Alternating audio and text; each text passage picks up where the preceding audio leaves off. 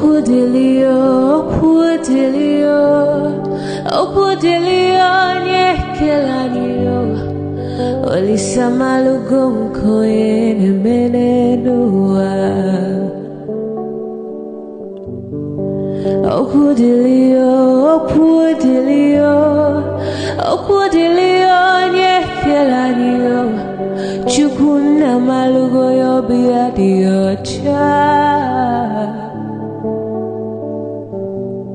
Agaranya chogo kowe bili, agaranya chogo kowe rienio. Owe chuku bezie chuku, nuche chukwa busigi fege meo, nuche chukwa busia ifege meo. Ni fosolo ne ase alibazie. Obwe bebe agaranya muliba, obwe wuru agaranya bibe solia, mano agaranya wa, obwe afyozi ni pakwa. Agaranya chogo kowe bili, agaranya chogo kowe rienio. Owe chikubezio lisa. Kodili ma, kodili bemo, kodili wakema, kodili wanima. Naino kwane we beluge beluo. Kodili ma, kodili bemo, kodili kemo, kodili heyo. Ibedwe me wanem, nikadie zibo hewo.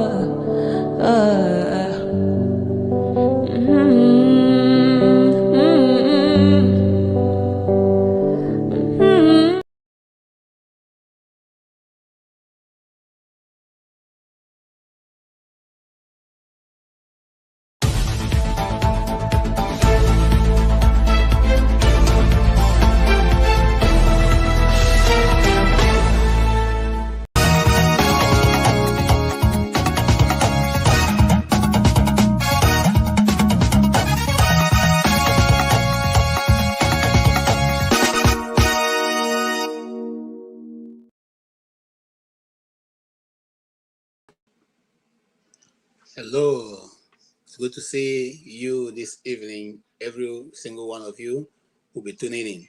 Now, those who are already in the studio and those who are going to come in later, we appreciate every single one of you. It's a pleasure to be with you this evening. We've been promising for a while that we're going to hold this program. So this is going to be one of the first in a series we're going to hold on the discussion concerning the time and the seasons in which we are in. You are welcome. I am just holding forth for Dr. Damages, as you all know. My name is KJ, and for this evening, we will have a very, very, very, very important discussion. As this discussion is not going to end today, but we hear your views and also other people's views on what they feel. And now, this evening, we'll be laying emphasis on the constant discussion of what Biafra stands for. Since this is a Biafran week, so it's in continuation of what is going on in this month. This is the Biafran month, where people are being, the Igbos especially, and those of the southern eastern Nigeria, the southeast, are celebrating those people who fought for many of us to remain alive today. Some of them paid the ultimate price. Some of them are still living with various parts of their body, no longer with them. I don't want to use the name, the word, limbs. But we want to celebrate those people who were courageous to stand against the situation, despite the fact that they did not have arms, they did not have nothing. It was sheer human determination, a fight for survival. The fight for survival is what we, as people, are gradually losing. That is why people, especially people in government, rough shoulder over all of us, and nobody seemed to be able to have a response. Now, so what are we going to be discussing? We're going to be revisiting the Biafra, the ghost of the Biafra. In other words, why is it not going away? Why is this, this not going away? And of course, the question from Nnamdi Kanu's question: what is the path that you see, and what is the way forward? Are we constantly going to continue to discuss this thing in the shadows, or is it time for the federal government to put to rest some of these things? Before I invite my guests, I want to give you, a story once told by a pastor of mine. He said there was a guy who was working in McDonald's, and the rules in that McDonald's, you don't have chicken, you don't take any chicken, you don't take the food away and all that. If you must do that, you have to pay for it. But this guy was working there and had this girlfriend who comes in. And so whenever the girlfriend comes in, he tries to, take some of the chicken and all that and package it for her and give her, and she goes. And one of these occasions, one of the staff was watching him. And as soon as he did that and the girlfriend went, the staff came back and said, man, I've been watching you for a while now. You've been doing this thing on and on and on, So today I caught you. And the guy was so afraid, he was worried because he's going to lose his job if he's reported and all that. And so he said to the guy, please forgive me. He said, no problem. I'm not going to do anything. I'm not going to report you. Just that, I have something I want to do during my break time. It's going to be 1 hour. You know what? You have to do my shift for that period. And the guy said, okay, fair enough. So the guy clocked in for him and did his shift and did his own. The next day, the guy came up again. Remember yesterday? And the guy said, okay, I'll do it again. So this guy became a torment for this is fellow staff for that single chicken that he gave to his girlfriend. And so what did he do? He kept going on and on and on. So one day, because of frustration, this guy went straight to the boss and said to the boss, you know what, I've come to resign. Here's my resign. So the boss said, why are you resigning? He said, well, because I did this, and I know the policy said that once you take in something, you should go. So he has resigned. And the boss said, well, I didn't notice. He said, yeah, but I noticed, and that's what I did. The boss said, okay, you know what? Because you came by yourself, okay, to say this, I leave you. I forgive you. You could go ahead and do your work. Don't do it next time. The guy was so excited and went. Now, this other guy who has been tormenting him because of what he has done, didn't come to work. I know, called in and say, hey, today I'm not going to come to work. You cover for me, So the guy said, no, I'm not going to cover for you. He said, have you forgotten? I'm going to tell the boss. He said, no, I've already told the boss myself. So you don't have to tell the boss any longer. So if you don't come today, you're not going to get paid. That is what we have been doing in Nigeria. We've been hiding and talking about this. And we have constantly asked that this is made a public, show, a public discussion. People are invited. Those who lost loved ones, those who are still living with the pain, those who are still, should be brought to one place and this issue discussed and the solution found. Are we building a nation? If we are building a nation, is there any nation in the world that have double standard for its citizens and have completely become a nation? If there is, we don't know. I don't know of anyone. But if you know, let's discuss about it. Today is going to be a very interesting discussion. We have a series of videos I'm going to show, and I don't know. Some of them I have not been able to. I didn't get a clearance whether they are copyrighted or not. But if they are not, we will keep having a discussion. So on that faithful note, I say let us start this thing. All right. Now, there's something that we Igbos have been told many times by non-Igbos, that Emeka Odmogu Ojukwu said that Biafra can never be actualized, and that so Biafra is no longer obtainable. Let's start from there. So before we have a very useful, let's start from there. Let's watch the video together.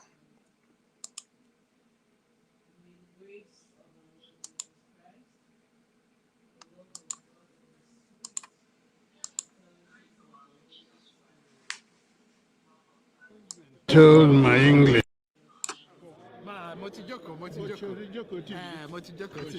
So that last time.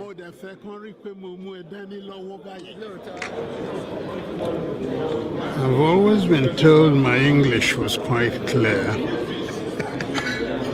I don't need to explain further. There would be a breakdown of law and order. That's what they're begging for.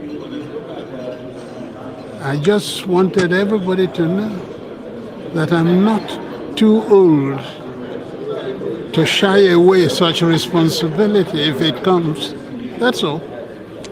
How can you take a people like the Ndibo and try and to impose on them a leadership? It's not possible. It was possible before, but after Biafra, no. Everybody knows that. That's what I really meant. Am I clearer now? Very, very, very clear. Thank you. Yes. Nigeria has always had a leader, and the problem is how good, relatively good is a leader. What leaderless? Oh no, Nigeria has always had a leader. Am I part of the leadership of Nigeria? I thought that door was closed, and I was caught on the other side. So I don't count when it comes to that. And that is one of the problems that Nigeria has. Was that why you didn't sign that petition? No, I didn't sign. Okay. It wasn't necessary. But let's get this quite straight. The president is supposed to be sick. If that is so, I wish him quick recovery. If it is not so, I wish him out of the chair. Have I made myself clear now? You're very clear. I mean, if he's sick to the point that he can no longer continue, what would you expect of him to do? And that's why I'm asking you why you didn't sign this petition. I would want him to say so, to admit it and say so. Are you going to run for office again? Oh, forgive me. Yes. Wait and see. Okay? Wait and see. Thank you. I am a young man. That is right. Wait and see. Okay, there's many takeaway there. That is Ojukwu, and you could be able to tell what he was, what he was inferring in whatever the answers he gave in that interview. But one of the things he made very clear is that, which is what we have always said concerning the Igbo as a nation. We do not, and we will never, I think, and I repeat myself, we do not have king apart from God. God is our king. Every other person who claims to be a king or who has taken the title the king is only trying to imitate what was never. But in the Igbo setting, that as far as I know, we only bow to God as the God of the universe. We do not bow to kings, and we will always, we will always question situations. In fact, let me put it this way. When I was growing up, I was told that we do not train our children not to be, radicals. We train our children, we are trained to be able to ask questions. We must ask those difficult questions and get answers. You ask your father those questions. You ask your community those questions. You ask. It's only by asking and trying to find out that you can now be able to determine how you can move that nation or move that community forward. So for us, it's a little bit different. Unlike certain people who do not like radicals in their society, we the Igbos, we welcome radicals. We only try to shape you so that you know exactly how to go about. We don't say because you're a radical, you're a bad child. No, we tell you, okay, this is how to apply yourself so that your God-given talent of being able to quest and push the frontier forward, push the frontier, open the lid, a new path It's only those who ask if the heaven touching the earth in the next community that are actually able to ask. I mean, able to bring development to their community. If we are so satisfied that the heaven is whatever it is and earth whatever it, such communities may not, prosper for too long. Anyway, having said that, I have so many other things. Now, bear in mind what Ojukwu said. You can't impose leadership on the Igbos, And then what he eventually gets is what we are seeing now in the southeast. Why is Nnamdi Kanu so relevant? Nnamdi Kanu is relevant because the people who have decided to occupy positions of power in the east are not the people that the Igbos regard as their leaders, because they do not speak on our behalf. The only time now we begin to see a ray of change and hope is what is going on, what is beginning to, because Nnamdi Kanu is on the scene. And majority of those who are in power in the southeast, this is my own thinking. I'm not wishing that he comes out, because they think that he will upturn the powers that they amassed for themselves. And that's one of the things why they are not keen in pursuing the release of Nnamdi Kanu. Anyway, let us hear this, just in case you think I'm inferring. Remember that many years ago, like 2-3 months ago, no, more than 3 months ago, sometime this year, there was a bill that was passed where they allocated all kinds of things to the Nigerian, southeast, south, northeast, northwest, and all the other places. And the southeast was excluded. In Buhari's time, the southeast was excluded. Excuse me. Now, in this time that we and I live, this is what we have. We have done everything possible to see if they can bring up Ivo Dam. And here, a zone is... When will Southeast even have lion's share in any particular project? Mr. President, if this is an omission, it is an expensive omission. The Southeast cannot continually to be treated the way Nigeria is treating the Southeast. Let me give you an instance. Out of the dams that were listed here on the Southeast, Ivo Dam was last funded about 12 years ago with a 5 billion naira spent on it, and it has been abandoned by Nigeria for the last 12 years. I had written 3 letters to the Ministry of Water Resources. We have done everything possible to see if they can bring up Ivo Dam. And here, a zone is allocated 66 billion, and the entire South is at 0. What kind of omission is that?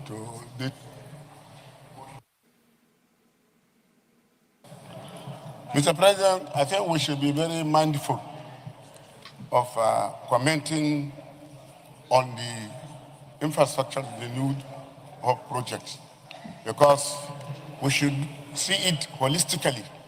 This is just a segment of the renewed hope agenda on the infrastructure. We have a road infrastructure, we have power infrastructure, we have let me learn, please. Yes. Mr. President, I have the floor, and let me you are protected. Yeah, thank you very much, Mr. President. So in doing this, we should consider what has been allocated in the other sectors. I'm not saying that the Southeast should be excluded. No, on the contrary, they should also be included, but we have to bear in mind what the whole infrastructure project are all about. Development of the whole country, irrespective of the state and thank you very much. Thank you. So, of recent, there was a release of over 1.3 trillion naira, and the Southwest had the lion's share. And I believe if you go deep into it, if you check the ministry's budget, you will see some balancing. And this thing is just being released gradually. Thank you for the guidance. So we shouldn't jump into conclusions. Thank you for the guidance. We shouldn't just jump into conclusions. Thank you, that Mr. is President. Imbalance, that is sidelining. Rather, we should wait till we get the true picture. Thank you very much. I'll be brief. From what, with due respect to Senator Lero, who said lion share to the Southwest, when will Southeast even have lion share in any particular project? Mr. President, if this is an omission, it is an expensive omission. The Southeast cannot continually to be treated the way Nigeria is treating the Southeast. Let me give you an instance. Out of the dams that were listed here on the Southeast, Ivo Dam was last funded about 12 years ago with a 5 billion naira spent on it, and it has been abandoned by Nigeria for the last 12 years. I had written 3 letters to the Ministry of Water Resources. We have done everything possible to see if they can bring up Ivo Dam, and here a zone is allocated 66 billion, and the entire South is at 0. What kind of omission is that, Mr. President? Thank you. We should be treated better than this, sir. Thank you. Senator. Mr. President. Yes. Senator Aliyu. My dear colleagues,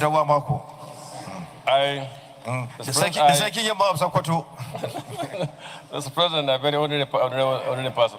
Mr. President, in support of what Alero has just observed, I want to also point out that look at the prayer of the move of this motion, asking for 380 billion, which is bigger than all other applications in all sorts. Doesn't make a lot of sense. Let's be guided by common sense and reasoning. Thank you. I do also. Senator. Mr. President, I just want to talk generally. You see, this is a very good issue. That's pointing out something that's going on. Many of us have been crying of marginalization. Many of us have cried on several issues where North is completely was neglected. And I'm sure this may not be the end. Mr. President, no, I want you to hear this story. You are the policy makers.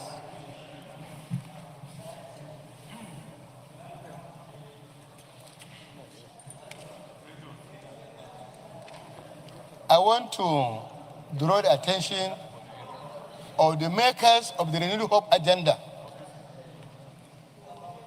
I want them to bear in mind that every part of this country is part of Nigeria, and every part of this country deserves infrastructural development. It is not wise in allocating resources to sometimes over-allocate to one zone at the expense of other zones. Here on this floor, I talk about the way North was completely neglected in terms of road infrastructure, where trillions are being spent on some section of the country, no cover is being spent in the Northeast. We said it. We also raised the issue of agriculture, where money was being allocated to some zones, and our zone was not there. So, Mr. President, is for Nigeria, and it's for other Nigerians. The makers of this agenda should be advised to bear in mind the diversity and the necessity to cover every section of this country in allocated resources. It's not only this one.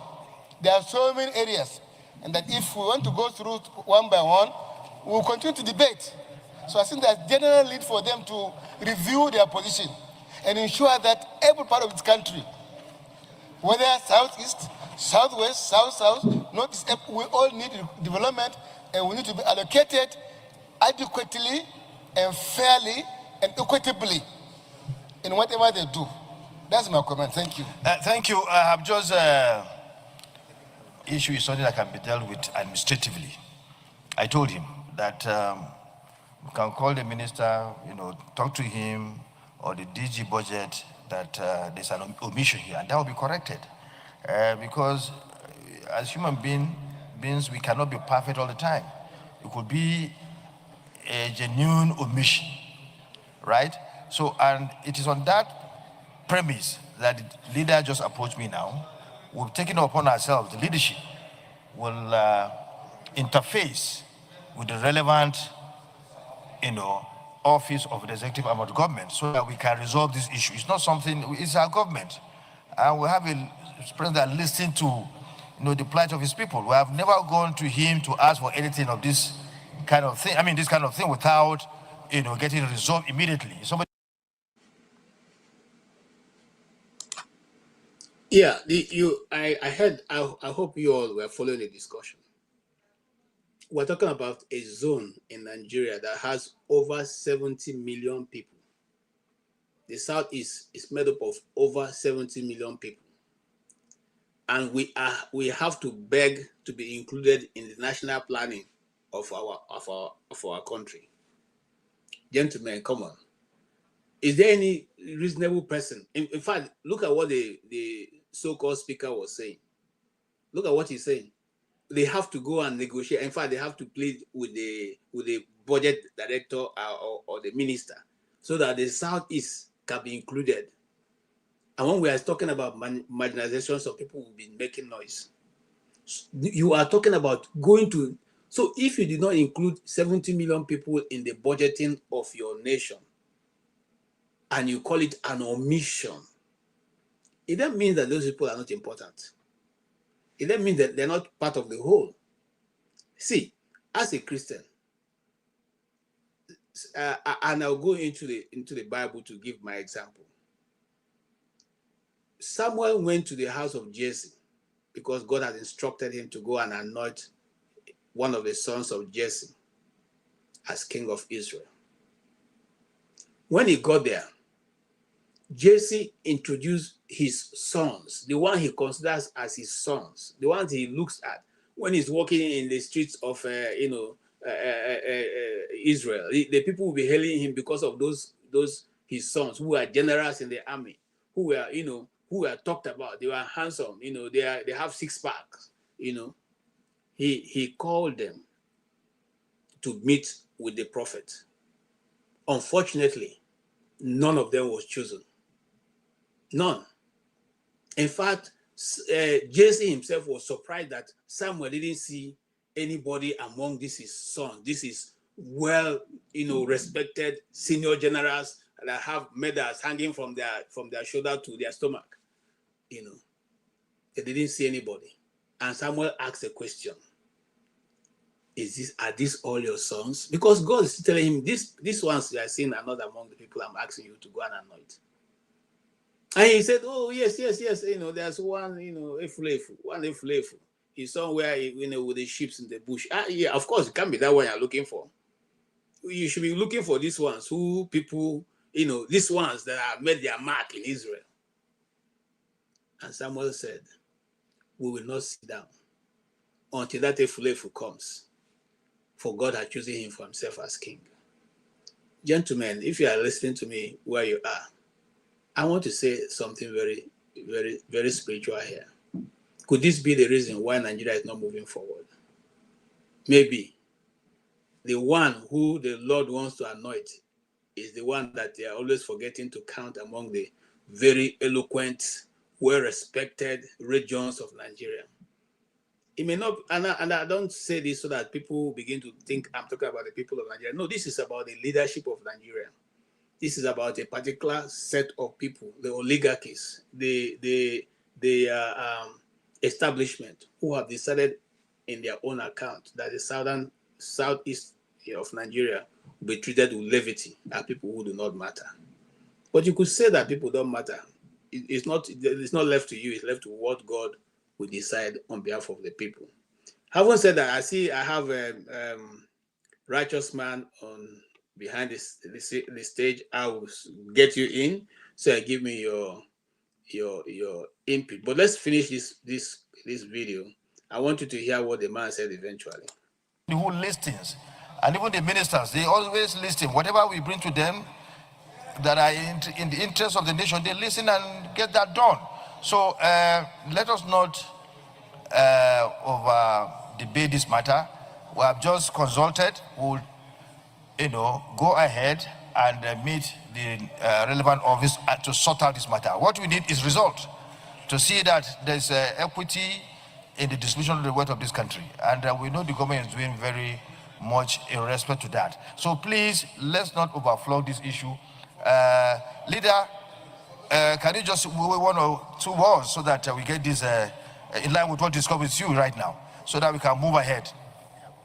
Well, thank you, Mr. President, and we heard ourselves very clearly and very loudly as well. And I believe it's an issue that can be debated all day, because in every geopolitical zone that you turn to, there will be one issue or the other that they would have wished were handled differently. My own humble appeal to our colleagues, and by way of also a motion, is to say that we step down further consideration of this motion to allow time for the leadership of this Senate to interface with the Honorable Minister of Water Resources. Luckily, the mover of this motion, distinguished Senator Engineer Kenneth Emeka Eze, is the one coordinating for us right now the Senate Committee on Water Resources. So he's the deputy chairman, and as far as I'm concerned, we also work with him and his committee in interfacing with the Federal Ministry of Water Resources, and then we'll revert back to this house. I so move. So you move for the. So yeah, those in favor of the motion moved by the leader in order to resolve this issue amicably and the best manner possible, that this motion be stood down. Those in favor, and seconded by the minority leader, those in favor, please say aye. Those against say nay. The ayes have it. Leader of Senate. The ayes have it. In a nation, in a nation that calls itself a nation, they will throw out that bill because it wouldn't even get to that point. That, I mean, imagine, because we always give an example of America. Imagine that a bill is brought, to the Senate to debate for allocation of resources in America, and one section of America, say northeast, north, the east part of America is excluded, and then a senator will, be beggarly about it, and even the Igbo senator was even pleading that they should consider them. Well, I will invite righteous man in. The righteous man, you're welcome. The Bible says that let righteousness reign. In the book of Amos, he says he does not want you people. He doesn't want your cry. He doesn't want your this thing. You who sell your mudu of rice, you press it in so that the ordinary man, when he buys, he doesn't even buy half a mudu because you have already boxed it in. You make sure that the poor are almost dying, and you come to God to say, God, thank you for this thing. He say, get away, get behind me. If you want to show God you love God, say, let righteousness roll down like an overflowing stream. And that's what the book of Amos said. But we are full of people who fear God, or people who worship God, and yet we do not carry such things to governance. You're welcome. Can you make your opening statement?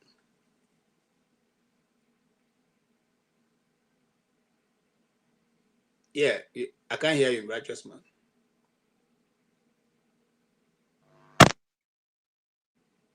Can you hear me? Yes, I can hear you now. Yeah, I say good evening from here, Mr. KJ. Good evening, sir. Thank you for hosting the. It's really good that we discuss. I think tomorrow will be the Heroes Day. It is good we discuss this issue.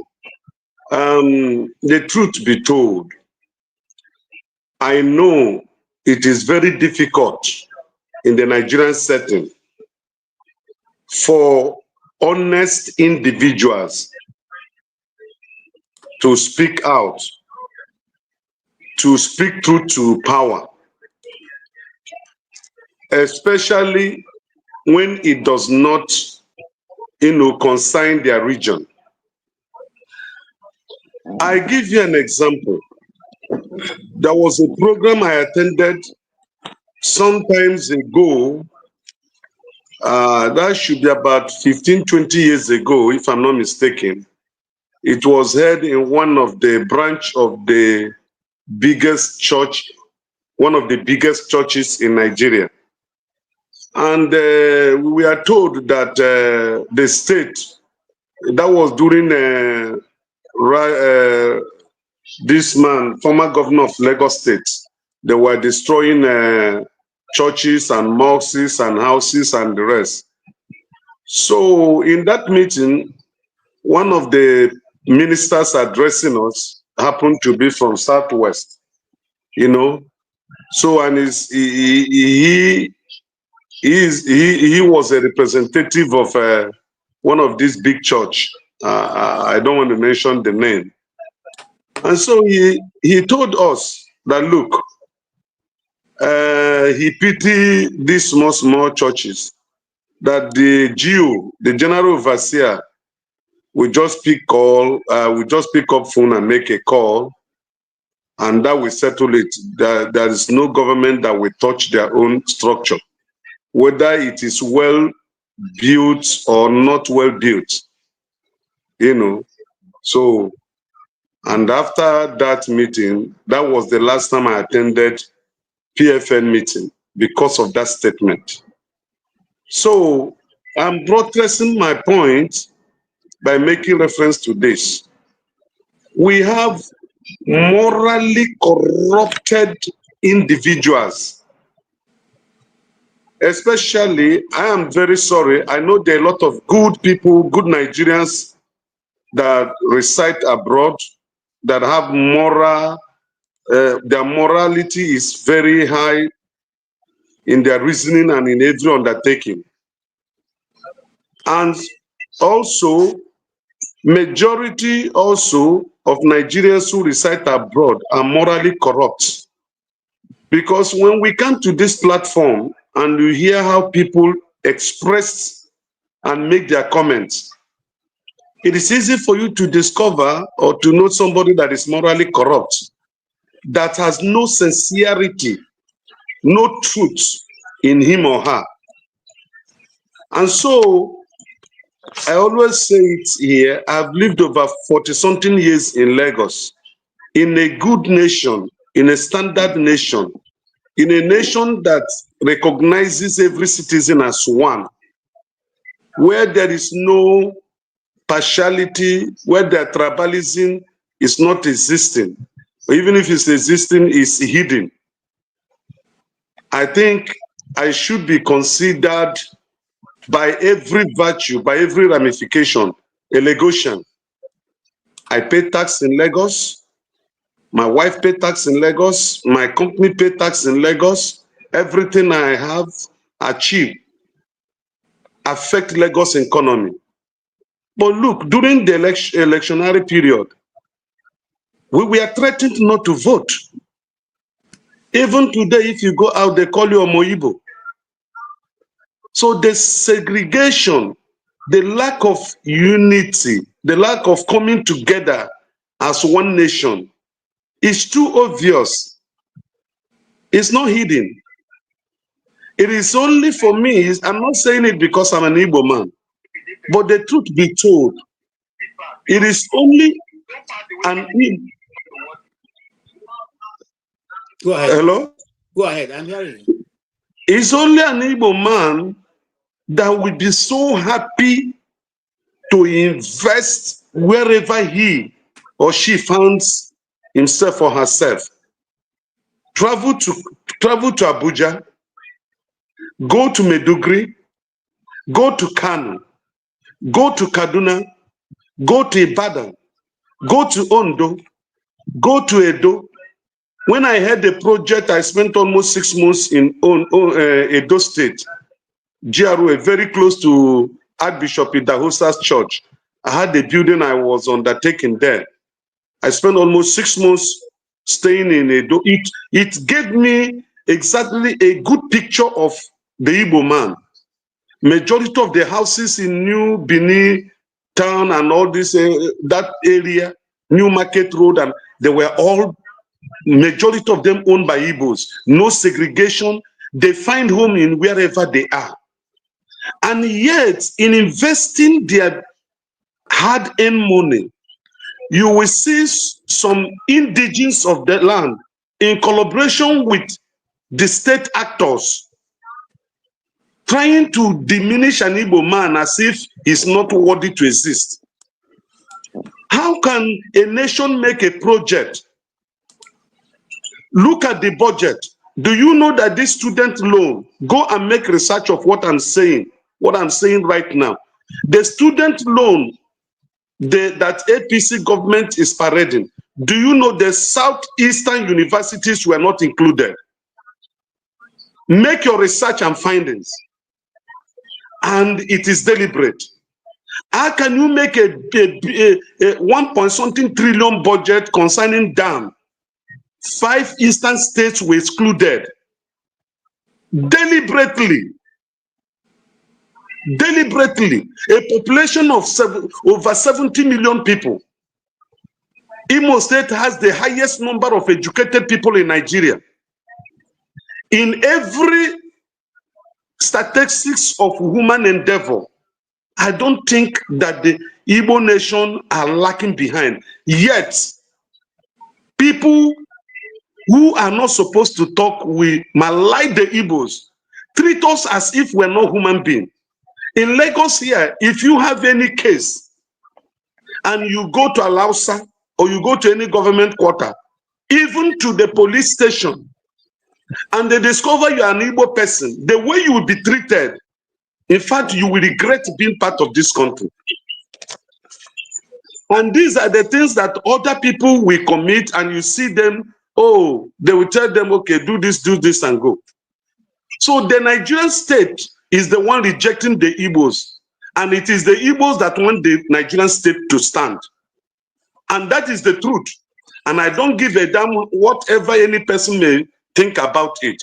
The reason why we're in Lagos, I keep saying this thing, and I say it without an apology. We're in Lagos because of 2 factors. Number 1, the international airport. Number 2, the seaport. When the Calabar and Port Harcourt seaport were working effectively, and River State seaport was working, which is deeper than the Lagos seaport, how many Igbos were residing in Lagos?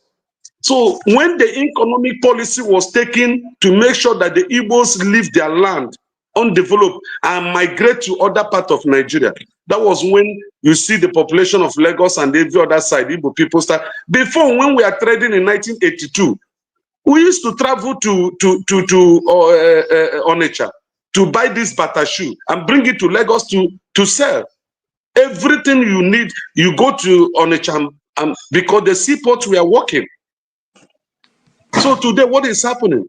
All those businesses in the southeast that are supposed to make that area commercially viable, they have been shut down and relocated to Lagos State just because of this economic policy to malign and to bring down the Igbo man.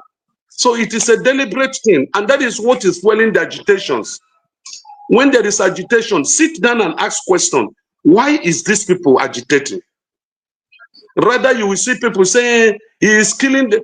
Since there was no agitation by Nnamdi Kanu, how far? What is the investment of the federal government in the southeast? How old is the agitation for self-determination of the Biafran people? When did it start? It's not up to 15 years. So right. if you minus that time, if you minus that time from the time of independence to today, is there any federal government presence in the southeast? So let me rest my case for now. Thank you so much.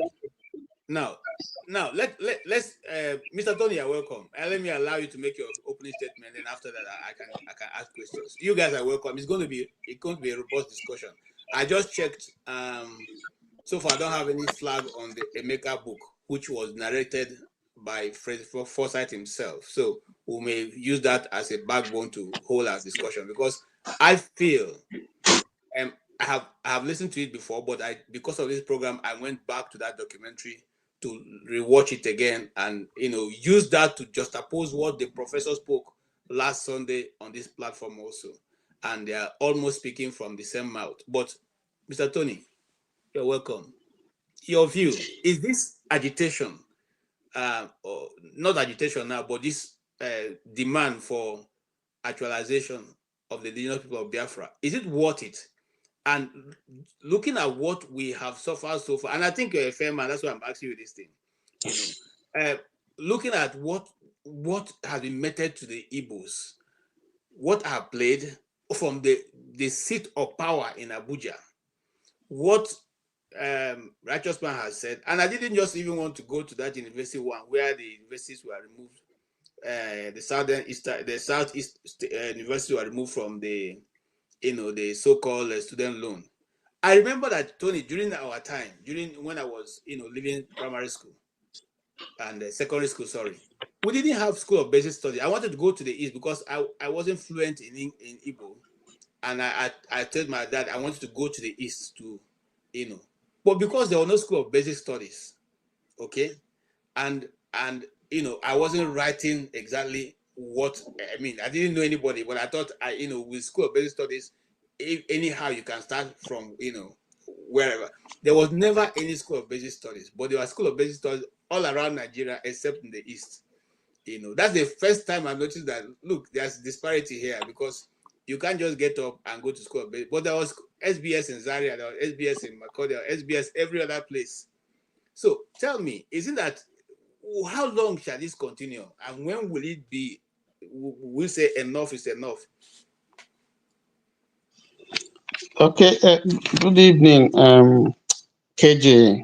How you doing? Good evening, Righteous Man. And good evening or afternoon, those who are on the platform. Yeah, there's an Igbo proverb that says that a man who doesn't know where the rain started pelting him would not know where it's going to end.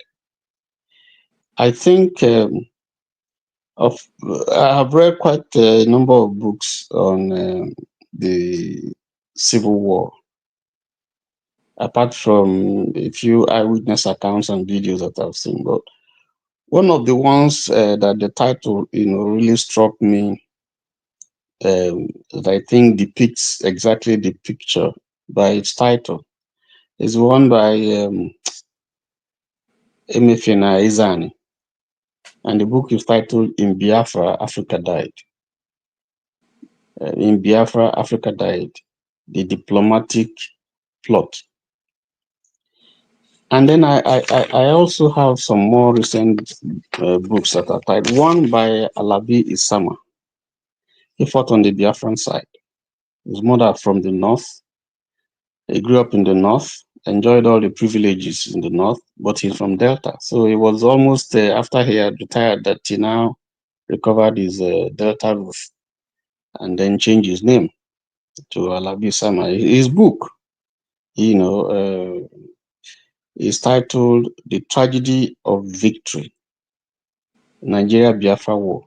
And this is somebody who fought on the side of Nigeria, and Nigeria won. But he titled his book "The Tragedy of Victory." In other words, the title just suggests that it was, if you look at it, depending on how you want to interpret it, I mean, you can't win and you call it a tragedy. So from there, we can begin to glean, and then you look at Chinua Achebe's own title. It talks about there was a country. So if you look at these three books, there are so many of them. I just looked at my collection and I picked out some of them. They all suggest if you look at the titles of these three books, they don't seem to portray something that will give anybody joy in terms of the title. In fact, there's a book that I quoted sometime, but it's not on Nigeria. It's on Ethiopia when Ethiopia was going through its very rough and difficult times. The book is Ethiopia, the country that cut off its head. It's a diary of revolution by Blair Thompson. It's a 1975 publication. And I think that is what Nigeria did in the Civil War, literally cut off his own head. It's a tragedy.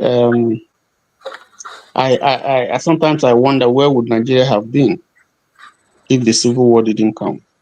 Where would Nigeria have been if we were able to manage our independence? would have gone very, very far, because this is a nation that is so endowed, but here we are.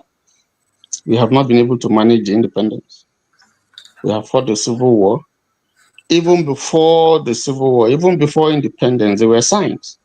There were killings. Igbos were massacred in the north.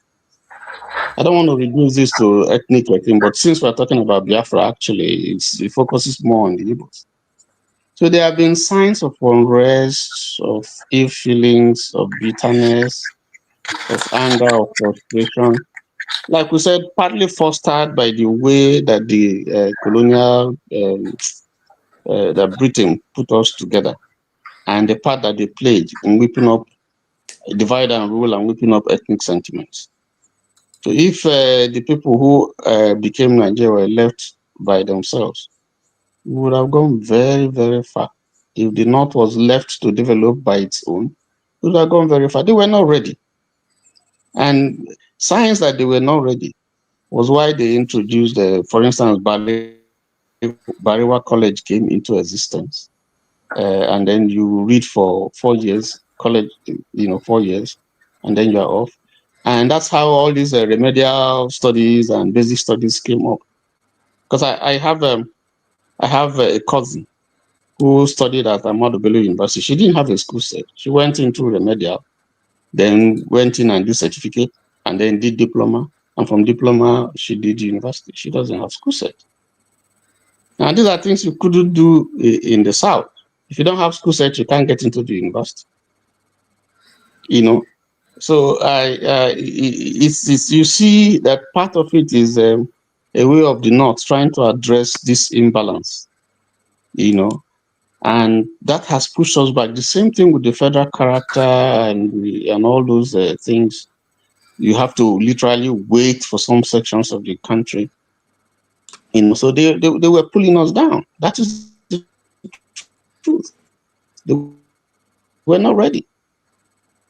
And if you look at our history from 1960 till date, you find out that the North has ruled the country, whether military or civil, much more than the South.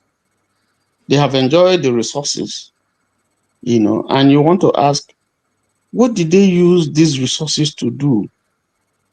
You still have a lot of poverty. In fact, if you look at the statistics that we see or that we have been given, the North is the poorest. Zamfara is perhaps the richest state in Nigeria in terms of natural endowment, but it's the poorest. In terms of enrollment, educational enrollment is very, very low. In terms of revenue generation, is low. Security, very bad. Yet this is a state that is so endowed. Niger State, the largest in terms of landmass. Now, part of the country is has been taken over by terrorists. So we have not been able to manage all these endowments. And most of all eyes have been put on the wealth, on the resources of the South, the oil and so on and so forth. Yeah. And even then, we have not done much with the resources. So Nigeria is just tottering. It's sad. And I don't know. Yes. Thank. I take that as your opening statement. There's a young man with us here, who I think I want to ask him the question directly, and his name is Stay Humble. Stay Humble. I want to ask you, looking at this title. You still call me a young man. Yes. Okay. From your face, you can see my own face is older than your own now. Okay. Okay. So, is the ghost of Biafra pursuing you still? Or have you been able to get over it since you didn't witness any part of it? Or were you born at that time? No.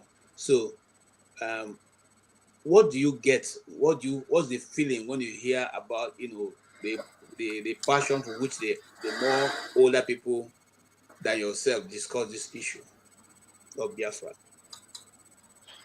Okay. Yeah, I would say that I've probably been more passionate about that subject than even the older people. Because growing up, my father fought on the Biafran side during the war. And I've read a lot about Nigeria, even pre-independence Nigeria, and even Nigeria, even before the amalgamation of Nigeria. Yeah, I've been to Zungeru, where the amalgamation took place. During my national service, I was fortunate to accompany the military humanitarian service to Zungeru for a 2-day outreach. So, sorry, 5-day outreach. Yeah, so I um, have also listened to a lot of people talk about Biafra. I lived with my grandmother as well, and she told me a lot of stories, and sang a lot of songs, that were sung during the war by the Biafran soldiers. Yeah, I don't want to sing some of them here. Yeah, they are really touching. Really, they are really, really touching songs that, always make me emotional each time I remember them. Um, Nigeria has gone through a lot of things. And some people will say, want to ask, if Nigeria had not gone through that war, what would Nigeria be? Some people envisage a Nigeria that would have been a paradise if not for the war. Yeah, I think that's ignorance on their part. Because if you read about Nigeria, the literature, the litany of literature available about Nigeria before the war, and even Nigeria during the First Republic. If you've read Chinua Achebe's A Man of the People, you would, see Nigeria, First Republic Nigeria. First of all, Nigeria was not designed to favor the Nigerians. Nigeria as it is created, structured to benefit the colonial masters. That's the summary of it. Yeah, so anyone that was hoping that, there was going to be a country, that will be blissful and that the Nigerians will prosper, blah, blah, blah, yeah, I think it's coming from the place of ignorance.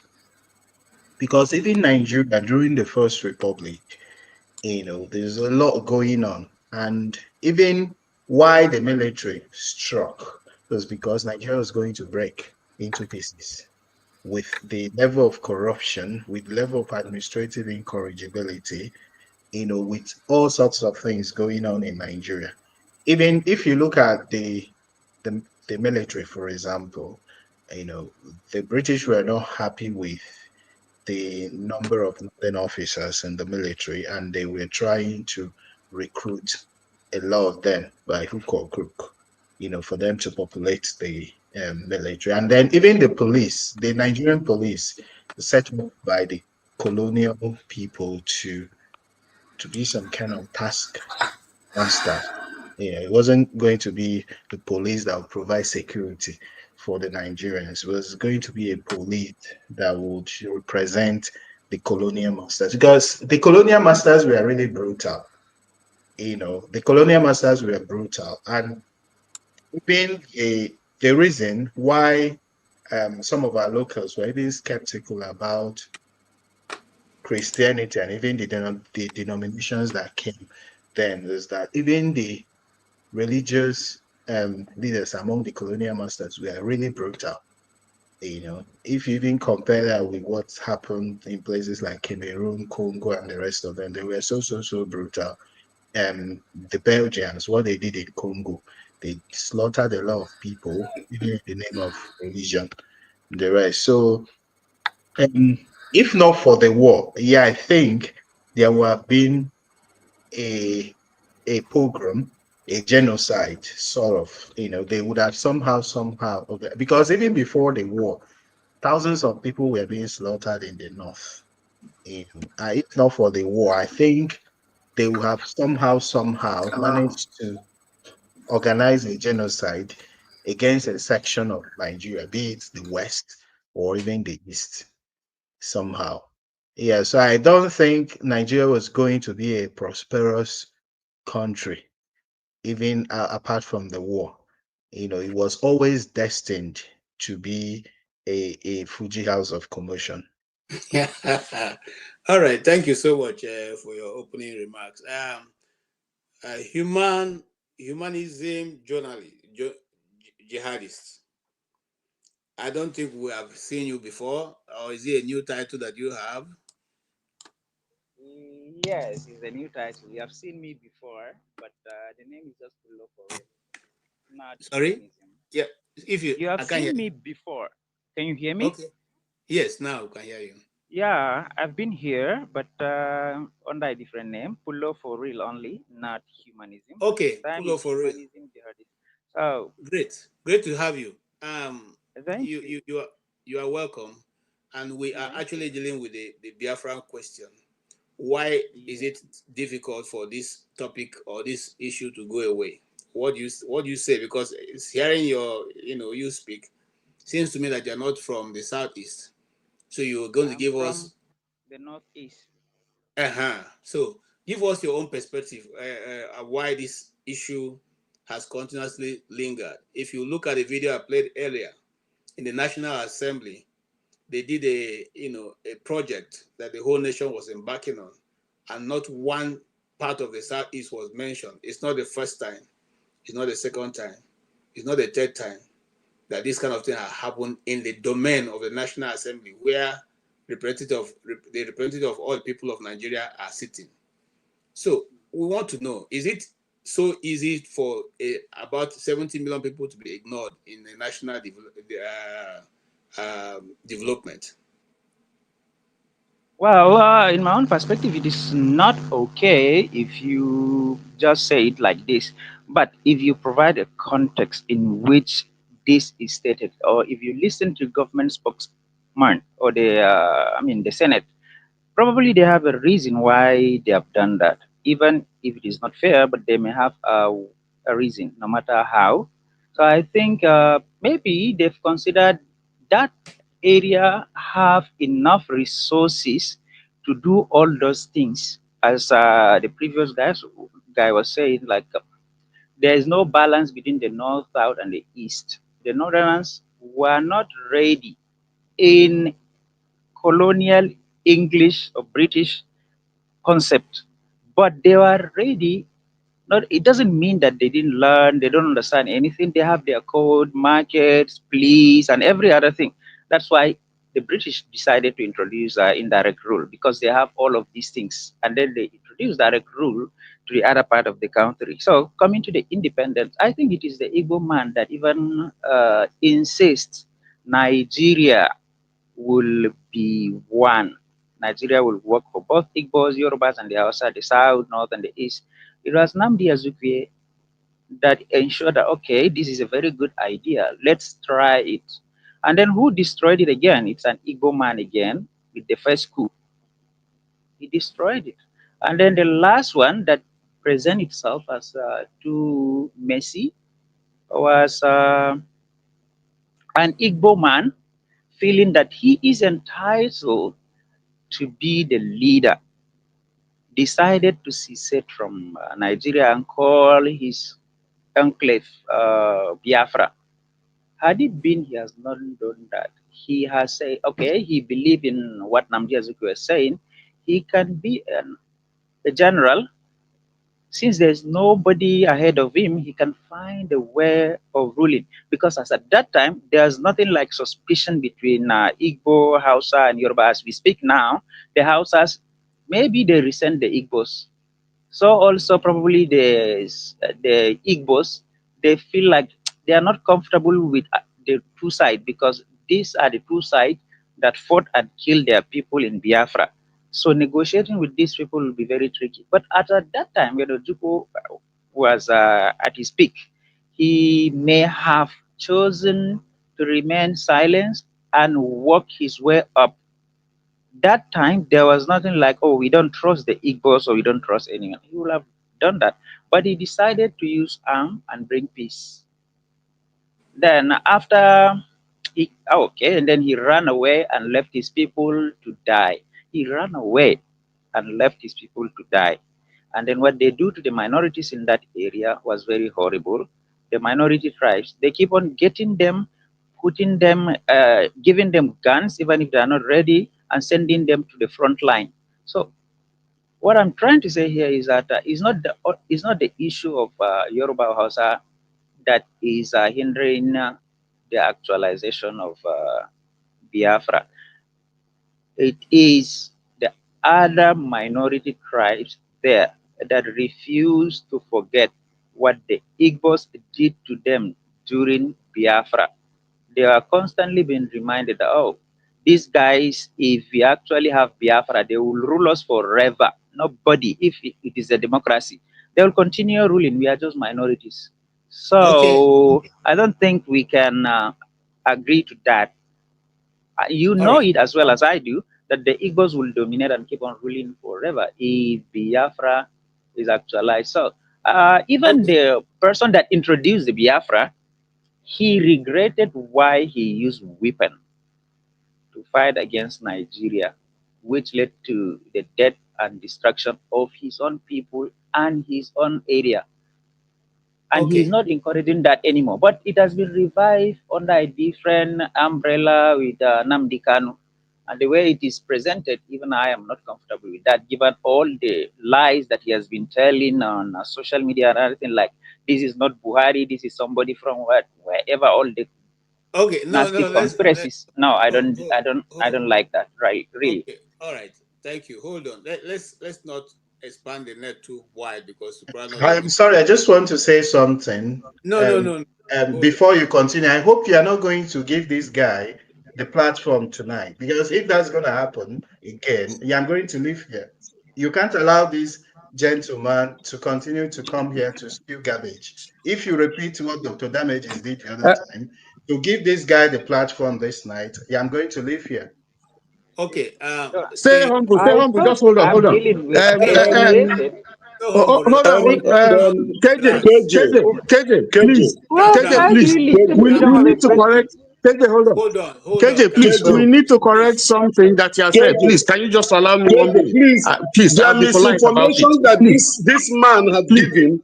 KJ, please. please, a lot of Hold misinformation, on, and hold we on. All need right. Stay to humble. All crush it right. All Please right. hold on. immediately. He has JC, lied. Hold on, if you righteous man. allow me moderate, Righteous if man, you hold allow me on. moderate. Righteous man, hold on, please. In 1945, there was killing. This was before independence. There was killing of Igbos in the north. In 1953, there was killing of Igbos in Kano. So for you to come here and spew nonsense that there was no killing, it was Ojukwu or it was Nzogu that caused it, is that nonsense? You don't know the history. So don't come here and come and be talking rubbish.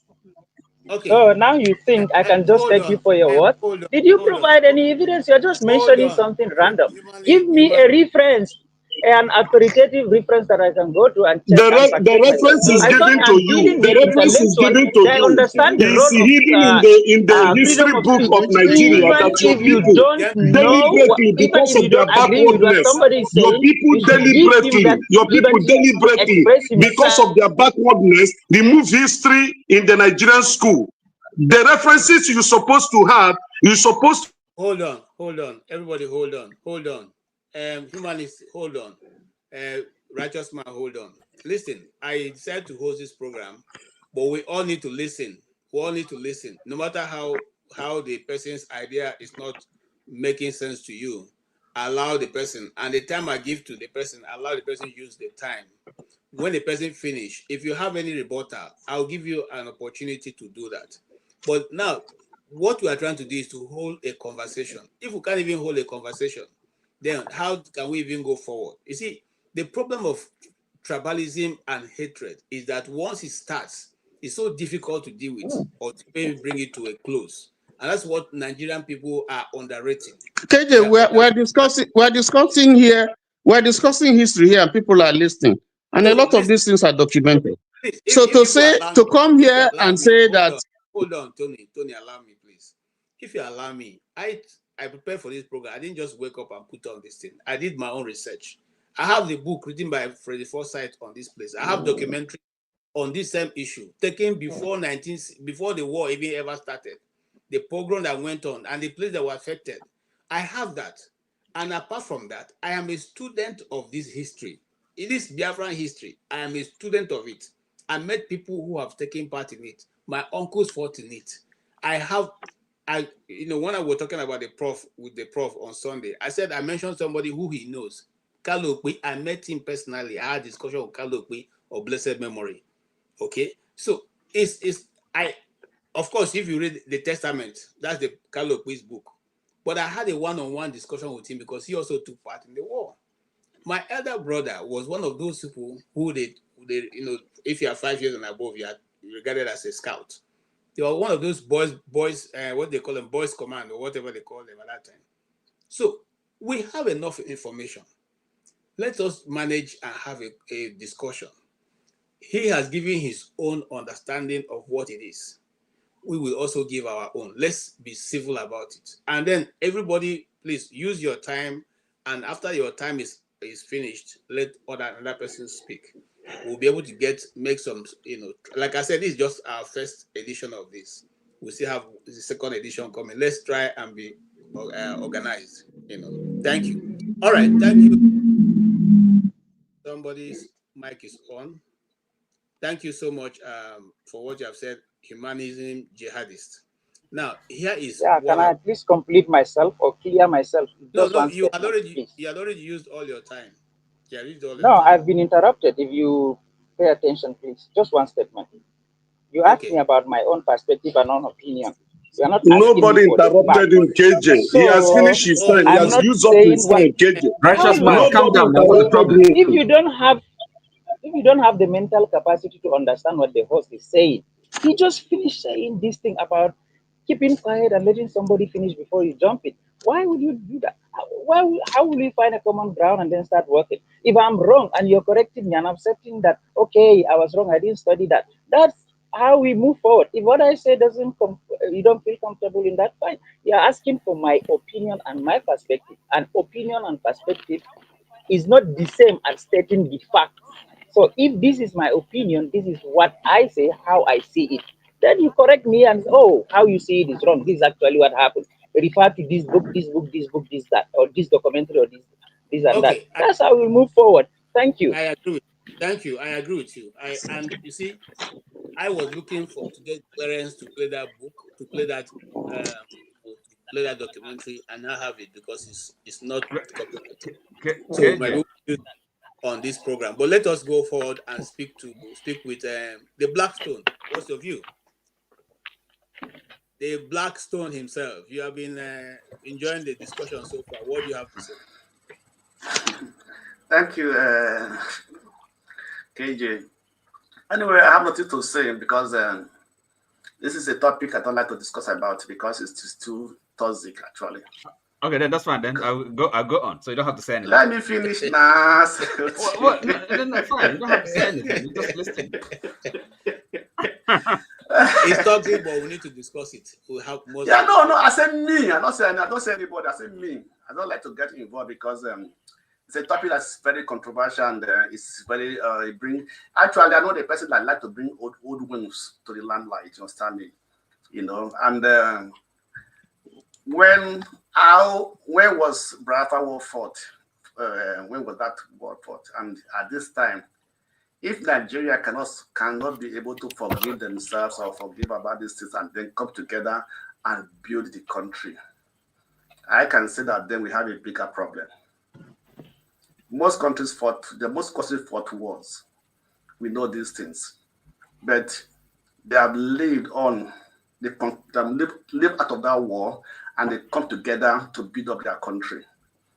But today, we are still having as a reference, talking about it every time, creating more confusion, more tribal sentiments and things like that. For me, that is why I said I don't like, it's not a topic I like to get involved with, you understand me, because I feel that if we cannot forgive ourselves and to build and then come together, there's not how Nigeria can be built.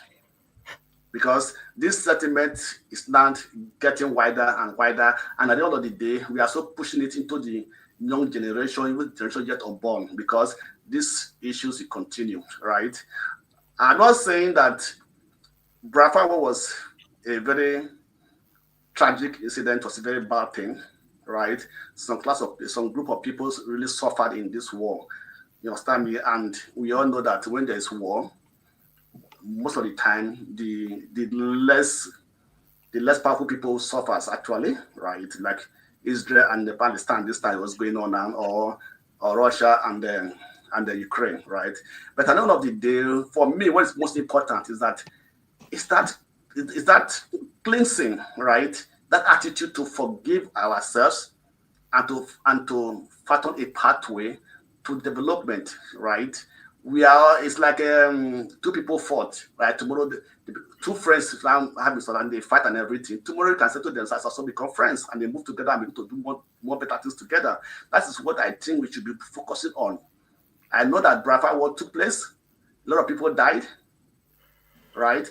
But at the end of the day, we have to find a way to forgive ourselves and to move on as a country and work together as a country to build our country. That's my own perspective. That's why I don't like to get involved or discuss about the issue of Biafra War.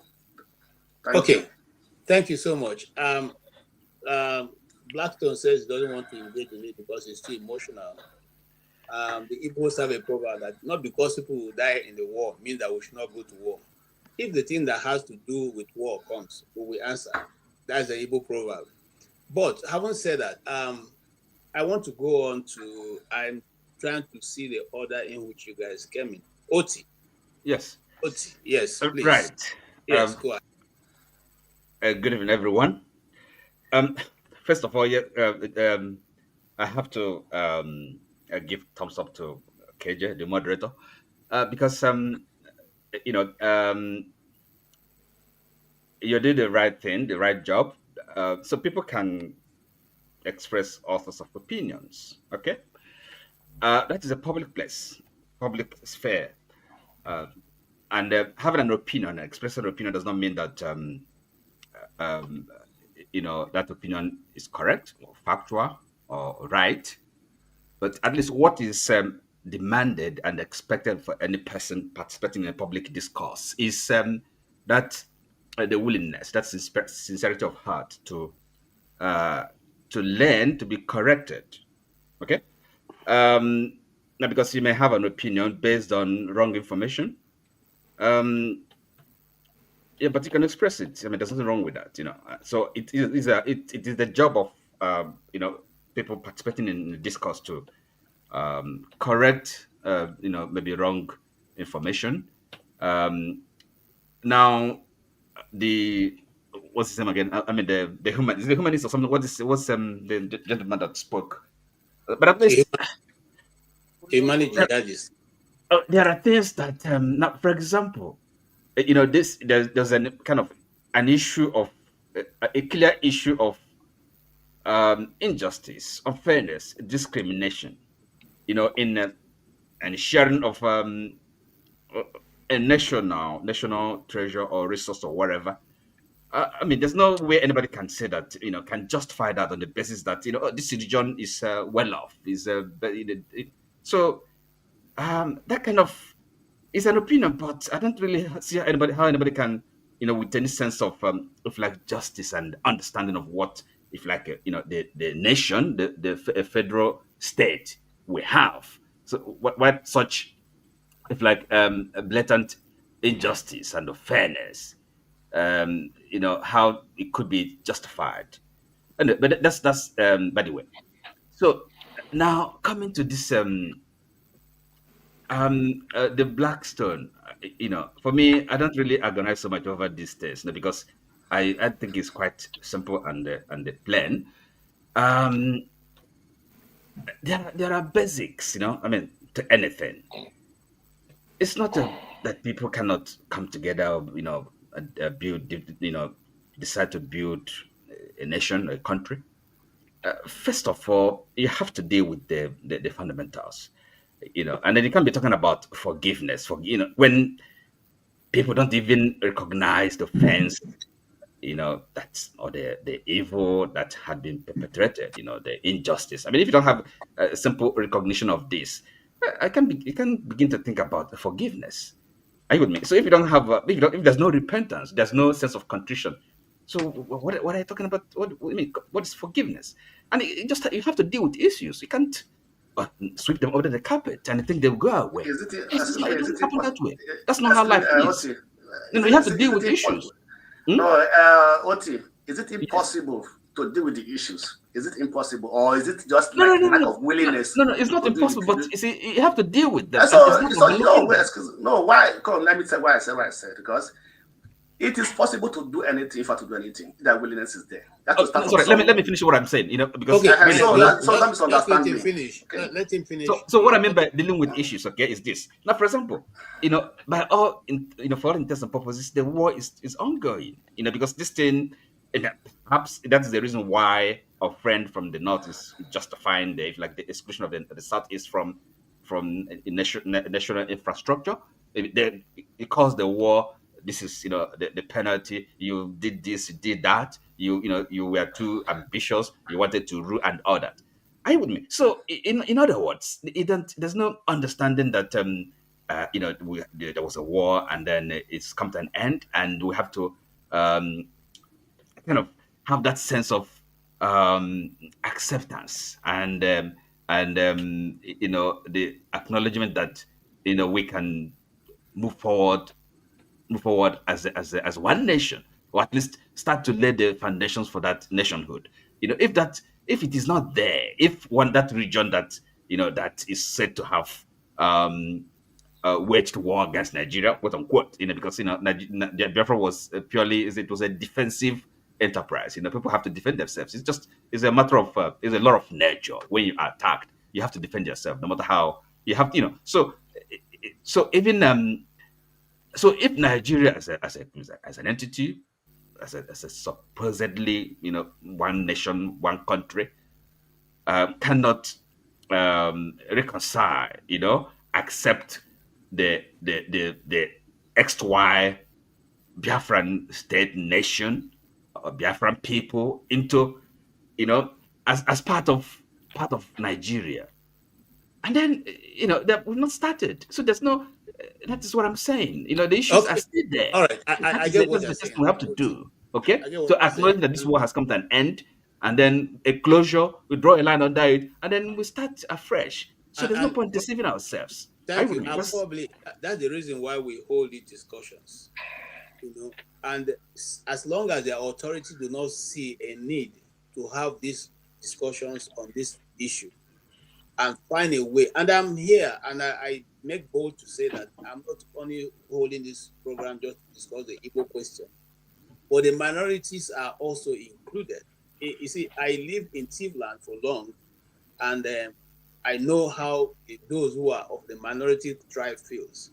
So it's not even about just the Igbos, but we're using the Igbos as the real one that brought out his ugly head, and for which even till this moment as we speak, people are still being treated based on the reason that they are Igbos. They don't have they're not open to the access of the federal government because they are Igbos. Those are what we're trying to deal with. And I think we can have an open discussion rather than making it look as if it's somebody is here to try to. No, we are saying that these discussions must have to be held.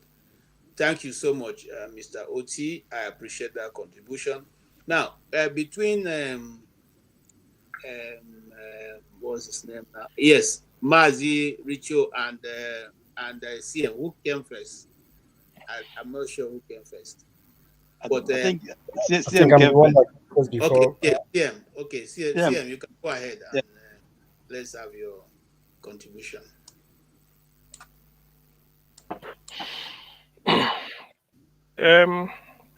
Thank you very much, KJ. My greetings to each and every one of us on the platform, those that are listening, everybody. Your audio has a problem. Yeah. Oh, okay. You're not hearing me. Yes. Are you? Now, hearing you now. Are you? Yeah. It's better now. Okay. Yeah. So let me say thank you, KJ. Like I said before, and greetings to each and every one of us that are spared the time to be here, including those listening wherever you may be. I greet each and every one of you. Thank you for joining us. Well, fortuitously, this is May. To some of us, we regard May as the month of Biafra because historically, the first pogrom that happened to Ndi Igbo was in May 1966. The almighty decree, what is it called? Decree 34, which most people blame Agui Ironsi for. I will still lecture on that decree and say something about it because ignorance is a terrible disease. Happened on May 24th, 1967.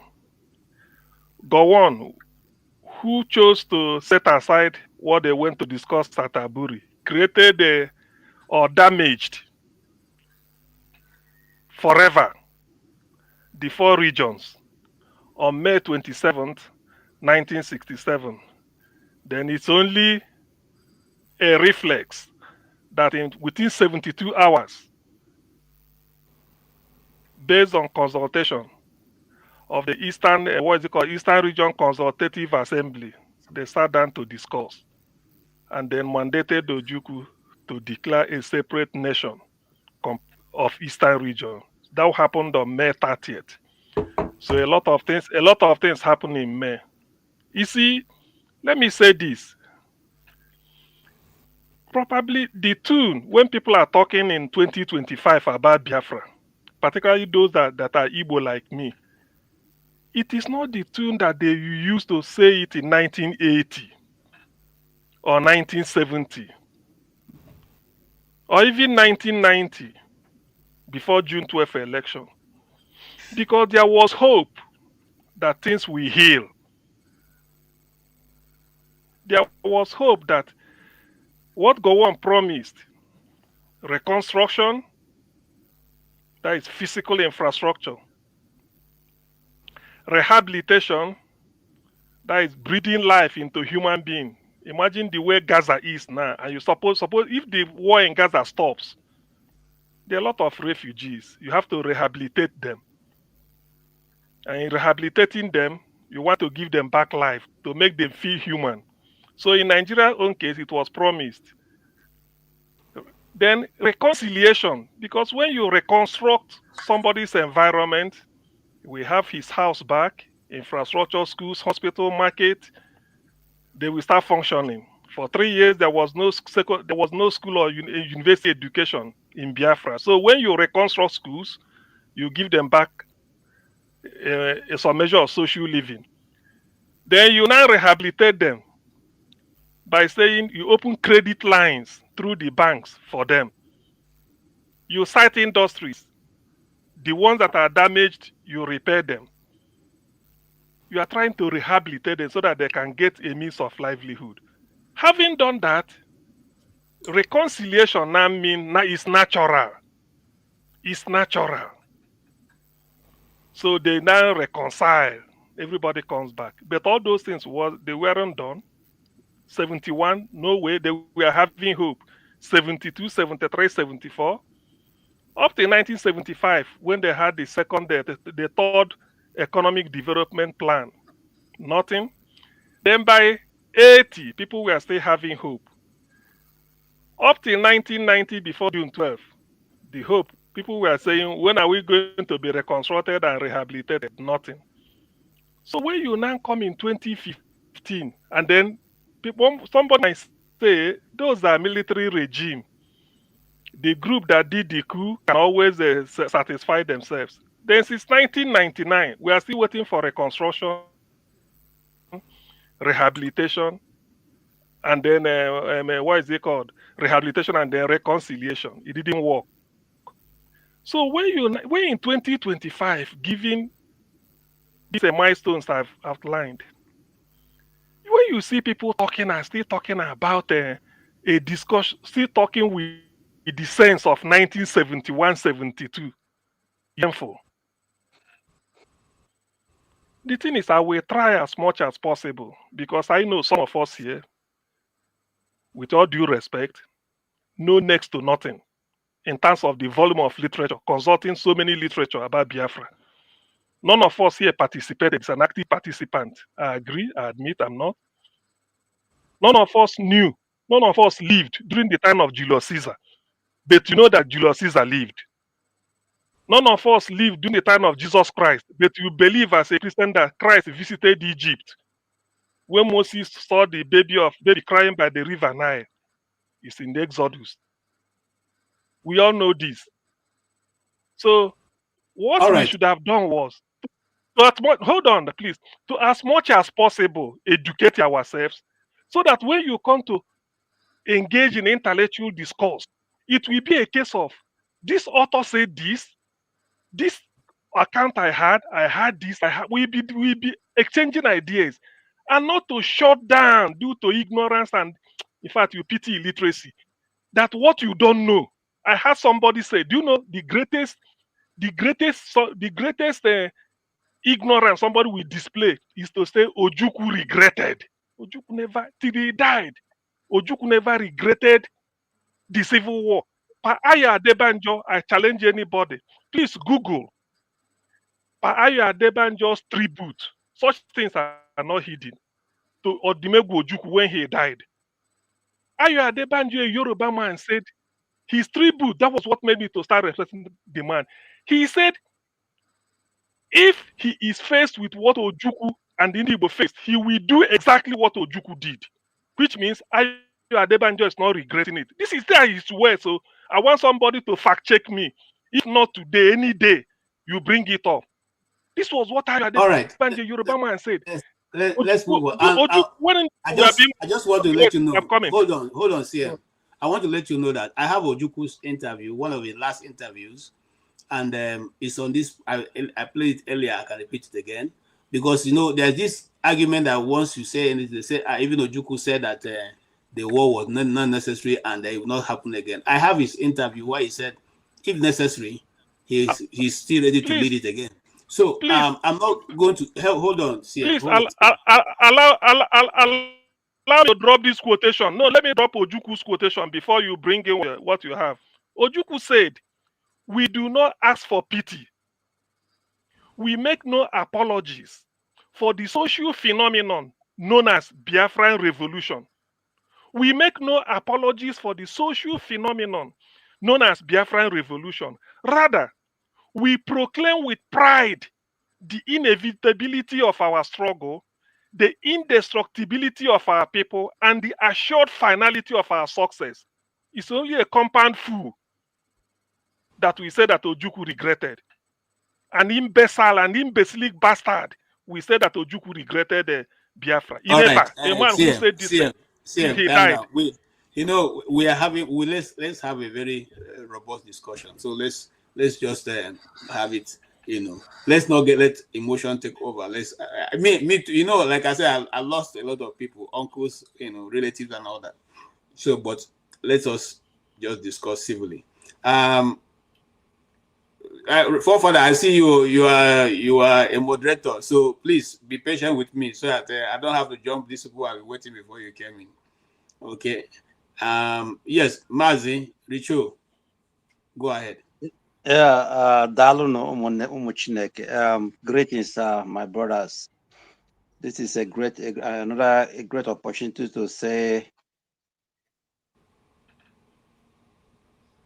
this is a Fulani guy. The one that was talking about my minorities against Igbo people.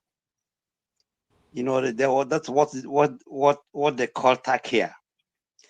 They are used to that deceitful people, and that is why we have problem in Nigeria.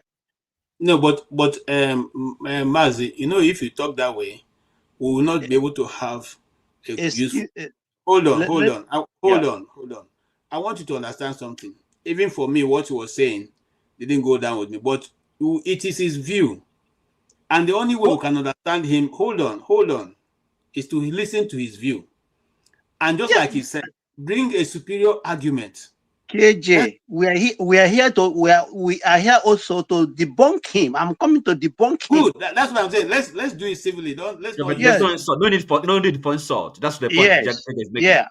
But when I say deceitful is not an insult anyway, but fine, thank you. This guy, as we speak, the minorities in the north are going through hell in the hands of the Fulanese. The minority, as we speak, Plateau is bleeding, Benue is bleeding, Taraba is bleeding, even Zamfara, KB, Niger, everywhere is bleeding. Now he's coming to tell you that the minorities in the eastern region are against Igbo people. What a crap. What a crap. Then we're talking about this is Biafra month. And as an Igbo guy who was born, I was 1 year during the war. I must tell you that the wound, the pain that we Igbo people went through this war, I don't think somebody should not come here and tell us, let's forgive and forget and move on. That's very wrong. Because we have not discussed even what caused the war in Nigeria. Nobody has ever said this is exactly what caused the war and how are we going to live together? No. Everybody is like, oh, forget about it. It's very sensitive. When you talk about it, they will tell you it's very sensitive. Forget about it. No, there's no way we can forget about it. Even if we want Nigeria to, to be one, but we have to discuss our differences. According to Tafawa Balewa, he told the British people, no, we are not one people, but we have to discuss our differences. So we must discuss about what happened during this carnage. And how we can I ask you a question? Yeah. Is your southern leaders, your southern politicians, are they willing to discuss our differences? No, none of them. But excuse me, do you have them? That's why I'm asking. What is the Nnamdi Kanu's question? That's what is. Do you see any role that Nnamdi Kanu, since coming into the limelight, has been able to activate for the Igbo as a nation? My brother, look, this Biafra issue was buried. Biafra issue was buried. Everything was buried. Even though when Wasike was doing it, people, because Wasike didn't go far like Nnamdi Kanu. Wasike was like kind of, but it is Nnamdi Kanu that brought this thing to the world, that exposed the evil that was committed in the name of Biafra. Okay. So Nnamdi Kanu, for me, he's the person that even made people to know that there was even a civil war. Do you know one thing? Let me tell you. Let me give you a personal experience. Here in Germany, when I came to Germany newly, I met a lady, a German lady, and he asked me, "Where are you from?" I said, "I'm from Nigeria." And then we start interacting. She said, "Oh, there was a terrible war in the 60s in Nigeria." I said, "Really?" I said, "Yes." She asked me, "Were you born there?" I said, "I was born maybe a year before the war." She was telling me that there were, they call them Biafra kinder. Kinder means children. Biafran children. They were kind of donating money, donating wares and everything, sending to Africa. So when I told her that I came from that region, she was like, "Wow!" So some people, in fact, this one told me, so some people survived the genocide. I said, "Yes, some people survived." She told me that what they were seeing then was like everybody, because it was a terrible, pictures everywhere.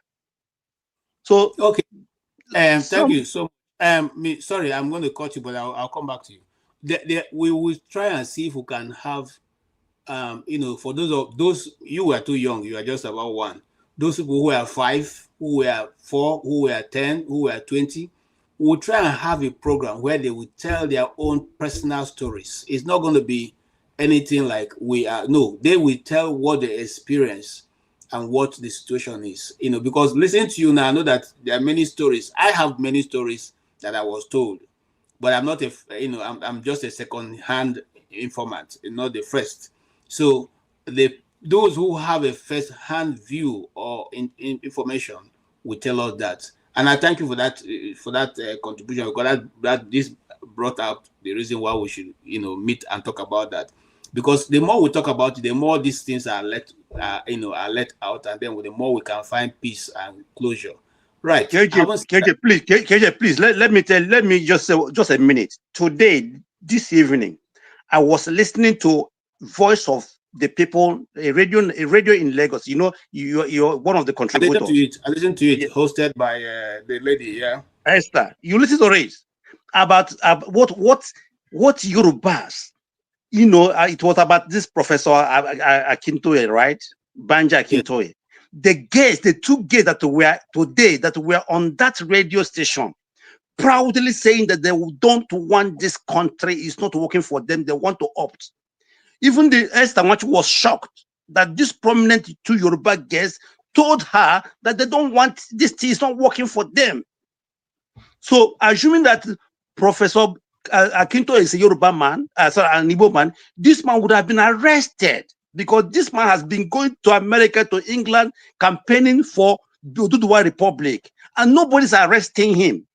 Imagine if Professor Wana of Igbo Foundation, Igbo Foundation, imagine if he's campaigning for the Igbo nation today. That man will be rotting in this dungeon. Okay. This is a remark. Thank you. Thank you so much. Mazi Iko.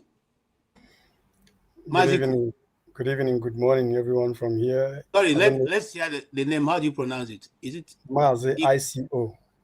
Okay, ICO. Okay, I thought it's Iko. All right, welcome. I bring it together. That's why. Good morning from here where I'm residing, and good morning from every one of us we're residing to. I don't know your time zone. I just want to say a few words here, and before I will leave, I've just only play one voice note to summarize what I'm going to say here. So in essence, I want to go back to what my brother here said before, because I was here listening to this program a long time before I could be able to request to come in. A righteous man says something that touches me, about the way they maltreat a certain set of people in Nigeria, which is the Igbo people. A country that's supposed to be for each and every one of us to enjoy. After the war, like what CM said here, there is a triple R: reconciliation, rehabilitation, and reconstruction. Nothing has been done since 60-something years up to today. We are still here today. I want to make one reference and one objection from, I think Oti said something about Nigeria is a nation. Nigeria is never a nation. Nigeria is a British business. It's a British intention. A nation in the making, perhaps. Pardon? A nation in the making, perhaps. Oh, okay. So that's the way I'm bringing this. So what I want to tell all of us here is today that till today, the civil war is still ongoing. The Biafra war has not ended. Whether you believe it or you leave it, Biafran war is still going on. It's ongoing. Yeah, I agree. Still today is still going on. For those that have the inner, like that spiritual eye, will understand that there is still war in Nigeria today. And which people are they bringing this war to? The Southeasterners. How is it in a country where you cannot be able to express yourself, your feelings, say what bothers you as part of the country you are? You cannot be able to voice out how it pains you. Just like what the last speaker just spoke, Mazi Rico, that from the Akintola or thereabouts speaks in the radio station today. If it were an Igbo man, what will have happened? Arrest comes immediately. So what is that thing that the Igbo man do in Nigeria that warrant them to be treating this way? Whereas we are the people that wants Nigeria to work out. We are the people that wants Nigeria to work in all ramification. If he talks about love, if he talks about unification, Igbo men are the people, Igbo men are the people, are the tribe in Nigeria that wants that unity to work. But the Nigeria itself is not working because it's not the same language, it's not the same culture, it's not the same religion, it's not gonna work. So till today, we are still finding it very difficult for the Nigerians to work out, but it's not working for you and I. This is one of the reasons why most of our youths, we are traveling out of the country, especially the Southeasterners, to where we can be able to survive for the sake of our family. All right. So this is what the country has putting us into. Just before I conclude now, I just want to play a voice that I borrowed from our former president of Nigeria, Goodluck Jonathan, when he spoke in Emmanuel Iwanyan's 18th birthday. Please, I want us to just listen to it, please. For Nigeria's unity, these are things that agitate my mind. I started thinking about how we've been having this conversation about the unity of Nigeria. And I reflect back at some of the prominent statements made by some of our founding leaders. And I feel that probably this would help us to have a conversation on the Nigerian unity. I just brought four, not to bore you. First, and I quote, not my statement, Nigeria is not a nation. It's a mere geographical expression. There are no Nigerians in the same sense as there are English, Welsh, or French. The word Nigerian is merely a distinctive appellation to distinguish those who live within the boundaries of Nigeria from those who do not. This is accredited to Chief Obafemi Awolowo, the former Prime Minister of the Western region. The second one, and I quote, it is true that we politicians always delight in talking loosely about the unity of Nigeria. 60 years ago, there was no country called Nigeria. What is now Nigeria consisted of several large and small communities, all of which were different in their outlooks and beliefs. The advent of the British and that of Western education has not materially altered the situation, and the many and varied communities have not knit themselves into a composite unit. This is accredited to Sir Amadu Bello, former Premier of Northern Region.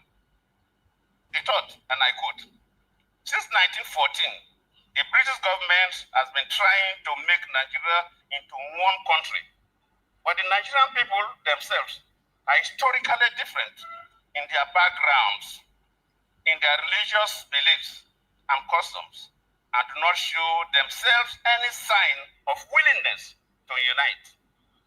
The Nigerian unity is only a British intention for the country. This is was said by Sir Abubakar Tafawa Balewa, the former Prime Minister. The fourth and the last, let me not bore you. And I quote, each of our three regions is vastly different in many respects, but each has this in common, that despite variety of languages and customs, or differences in climate, all form part of one country which has existed as a political and social entity for 50 years. That is why we believe that the political union of Nigeria is destined to be perpetual and indestructible. This is accredited to Dr. Nnamdi Kanu, former president of Nigeria. So now, if these four founding fathers can say this, what are we here trying to elaborate more?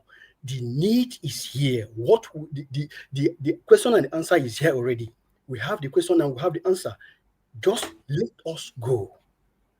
This is one of the biggest reason Mazi Nnamdi Kanu is agitating for Biafra to come, because he has already given the federal government and the southeastern governors, bring them together to step. My friend, it's not as simple as that, okay? Okay, it's all not right. as simple as that. No. Hold on. I've said my mind. Thank you. Yeah, that's your Thank mind, you but it's not so as simple much. as that. So let's be realistic. Hey, come on, man. Thank you so much for your contribution. We really appreciate it. And please, still do come. Don't switch off. Now we come to our host, one of our major hosts. Yes, forefather. Can we have your take before I come to the hard nut? Yes, forefather, your take, sir. Yeah, greetings, KJ, and thank you for having me here and hosting the show. It's a special conversation. And greetings to the panelists and to the chat too, and the viewers especially. This issue is an issue that is quite emotive. A lot of people feel strongly about it.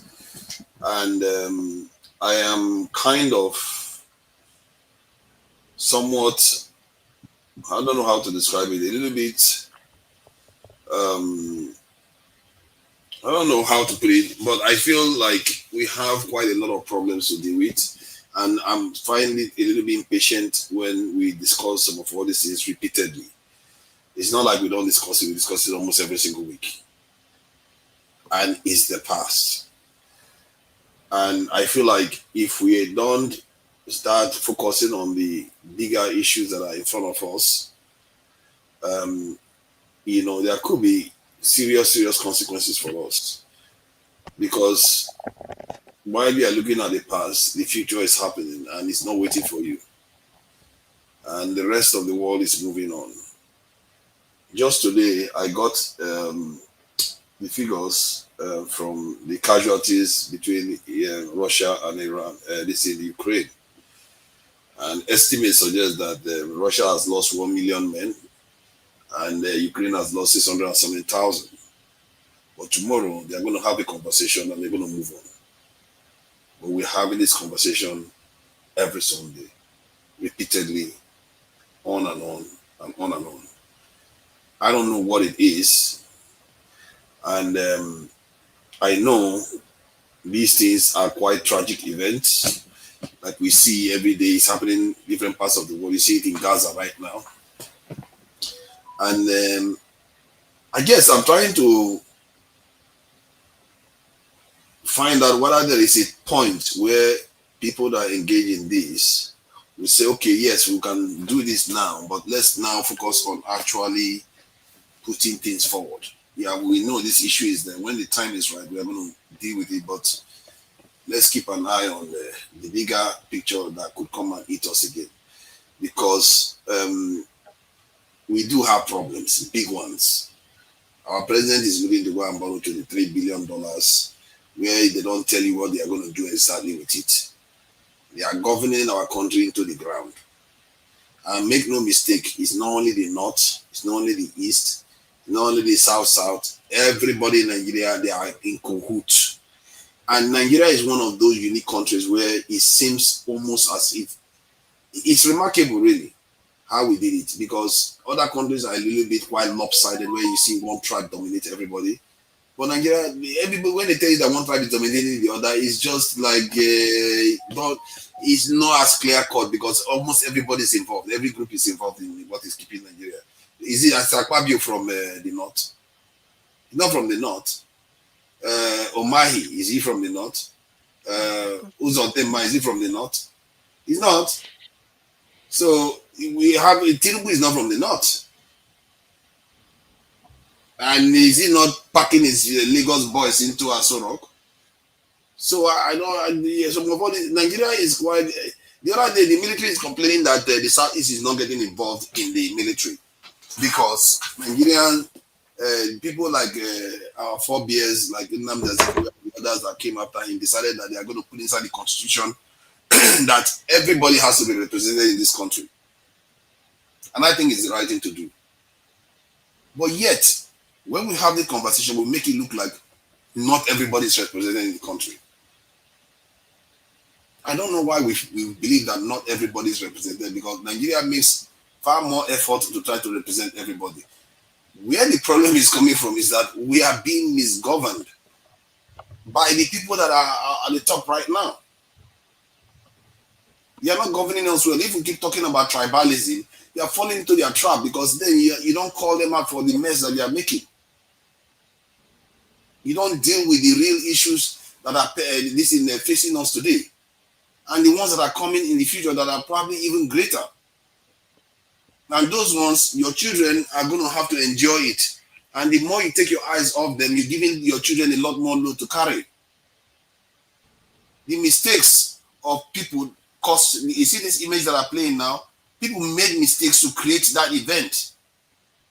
If they didn't make those mistakes, that picture you are showing just now wouldn't exist at all. Somebody made mistakes that created that. And if we make more of those mistakes, we are going to create more of that for our children. Sooner or later, we have to live for the future, not only living for the past. Because the children that we are having, they are not going to ungrow.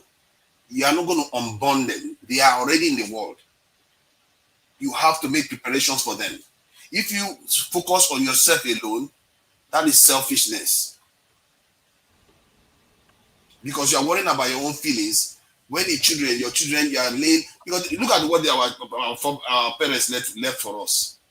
Was it not somebody that made the mistake that you are shaking your head for now? Was it you? You were not there. You were not there. Were you part of Agui Rose's government or Ojuku's government? You were not. But yet you are shaking your head because of their mistakes. So you can shake your head all you want. You may not like it, but the point is that the facts of life is staring you in the face. And if you run away from it, and I really hope some people will run away from it, that's the truth. But the ones that won't are the ones that are going to chart the future, because sooner or later somebody has to build the future. If others want to complain about the past, they can complain about the past. If you want to say you are marginalized, you can complain all you want. All I see in Nigeria is that everybody's at it. Everybody's stealing. Everybody's immoral. Everybody they lie. Nigerians lie. They pretend as if they care about their own. They just want their own. The moment their person gets into that office, they will forget about all his sins, and they will, even if their person is doing something wrong, they will cover for that person. This is what we do. Let's face it. That's what we do. Thank you. Thank you so much. I wanted to give you, but I want to ask a question, but I see that there are a lot of people waiting behind and all that. So I will leave that. I'll come back to you, because there are so many things you raised, which I would have loved to ask you. For instance, let me not run away. Let me ask you. So in this case now, with the current things going on in Igbo land and with the Igbos, will you say that it is the Igbos that are also doing themselves that same harm? Yeah, Igbo people are involved. You see, in which way? I'm coming, sir. In which way? For instance, if you followed, I don't want to bring Nnamdi Kanu this early in this discussion, but if you followed Nnamdi Kanu's discussion, that this is a court case, for instance, for today, did you notice that he has been in the dungeon for over 1 year with only having 1 hour of light a day? Is there any other person that happened to 1 hour, one hour of light under 24 hours has 1 hour? And that is even because he wrote what they said he should write. If not, they're going to reduce it to 30 minutes. And you know what that can do to somebody's psychology? Yeah, that's not nice now. I don't know whether that's probably abuse of their rights. Okay. For that, I'm sure you didn't join on time. Let me play this video so that we can all come back to it, because I want you to also, when you are putting these things and saying these things, let's not look as if the Igbos just like trouble. Let us listen. And of course, after that, I'll come up with something. Let us listen to this man. Southeast even have lion's share in any particular project. Mr. President, if this is an omission, it is an expensive omission. The Southeast cannot continually to be treated the way Nigeria is treating the Southeast. Let me give you an instance. Out of the dams that were listed here on the Southeast, Ivo Dam was last funded about 12 years ago with a 5 billion naira spent on it, and it has been abandoned by Nigeria for the last 12 years. I had written 3 letters to the Ministry of Water Resources. We have done everything possible to see if they can bring up Ivo Dam. And here, a zone is allocated 66 billion, and the entire South is at 0 What kind of omission is that?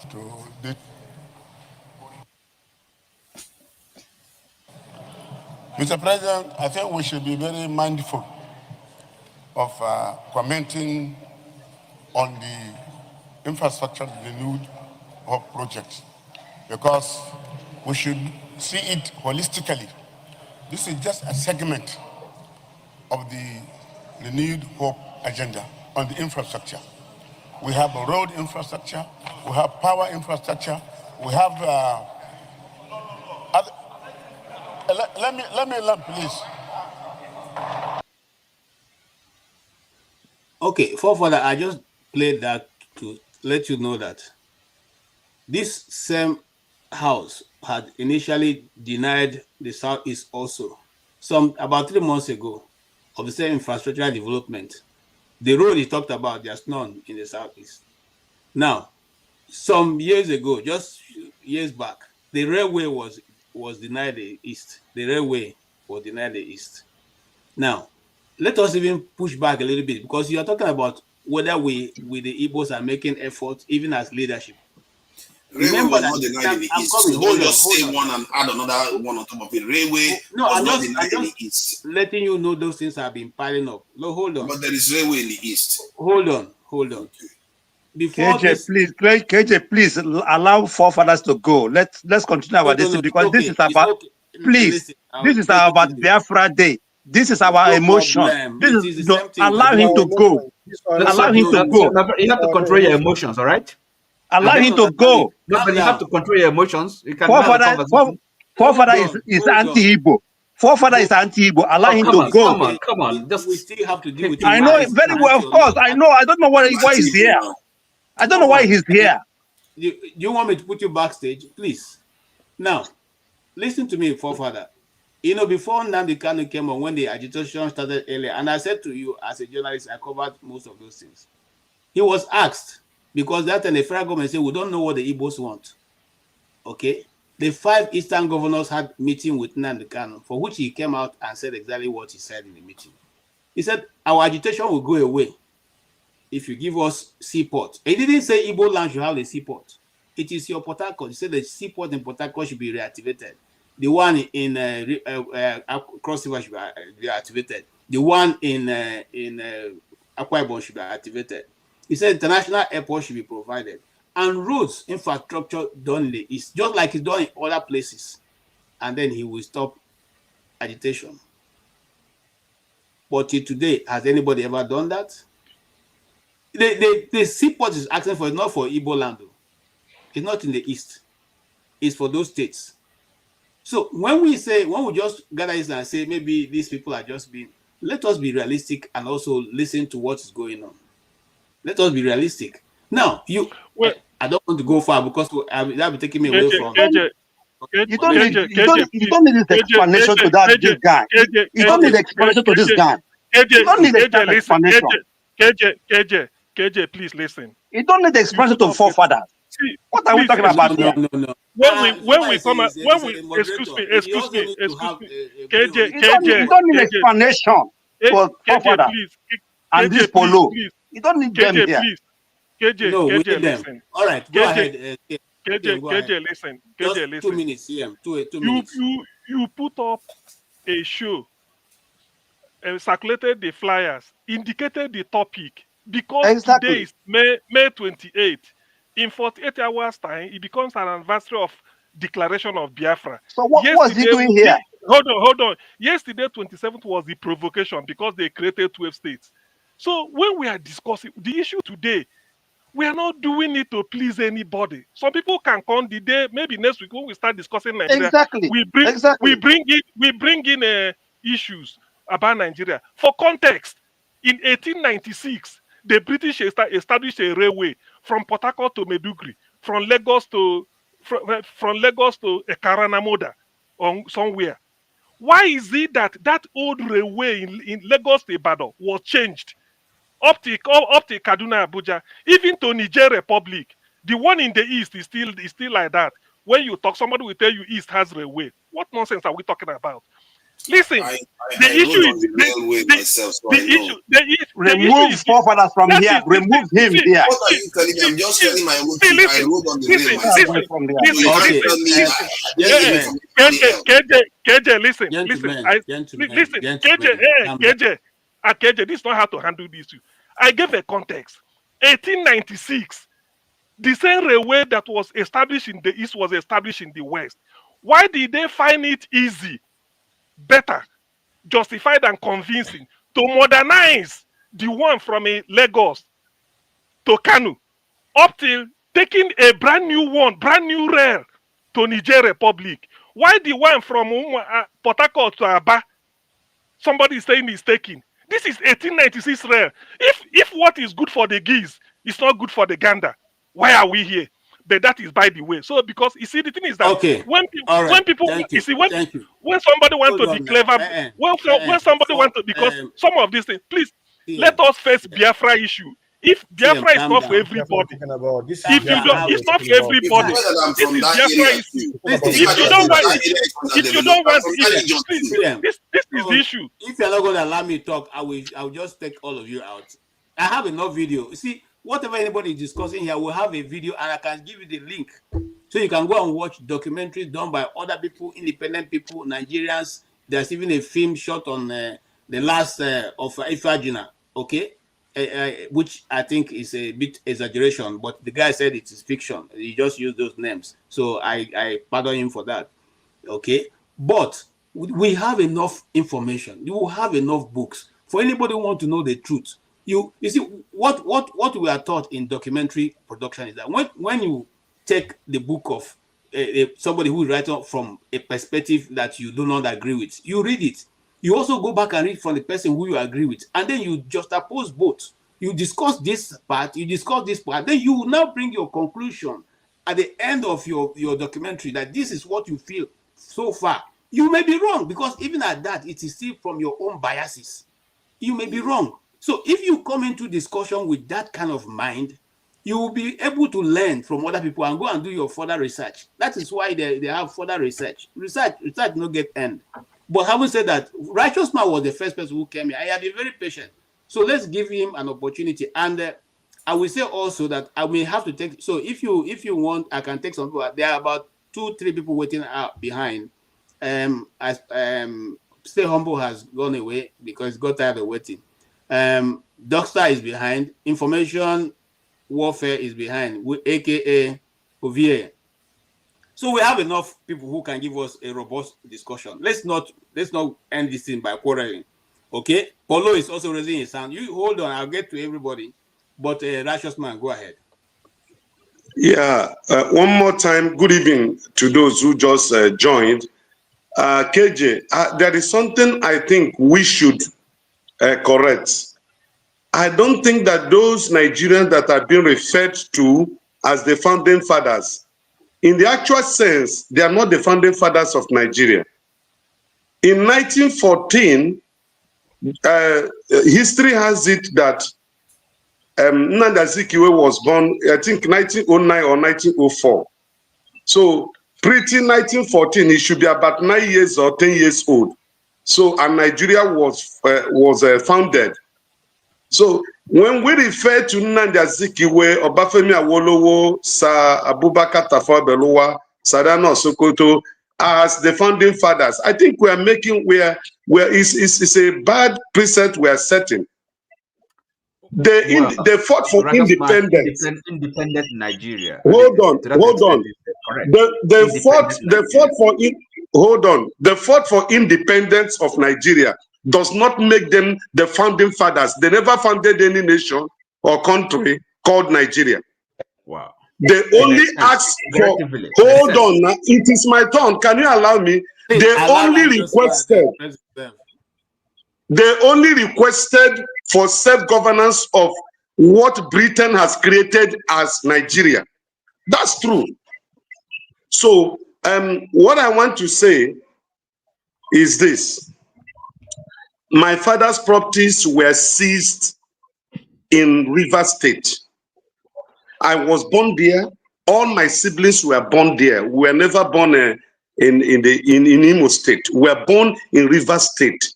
My father and my mother spent their life, their money, everything. They were part of those who developed Rivers State, Port Harcourt. They owned properties, owned timber markets. They lost everything after the war. My father went back to those things he owned, he built, he suffered for. Other people have taken it. Now, as the children, you think that I will be happy that what my father labored for, somebody took it over? Because let's assume two brothers had a quarrel. The Easterners and the rest of Nigeria had a quarrel. At the end of the day, they say no victor, no vanquish. Okay, since there is no victor, no vanquish, let me go back and take what belongs to me. You said, no, I can't take it. It's abandoned property. In one country, in one nation, then those who have savings in the bank worth of millions, you now gave them 20 pounds that they should forfeit the other ones. It now belongs to the government of Nigeria. And you want us to be one? Come on now, come on. And you say that I should not remember this thing, I should not tell the stories to my children, or I shouldn't feel the pains. We are 11 in number, 7 was lost during the war. And you are telling me that today I should not remember them, I should not talk about it. What led to that war? Has it been sorted out?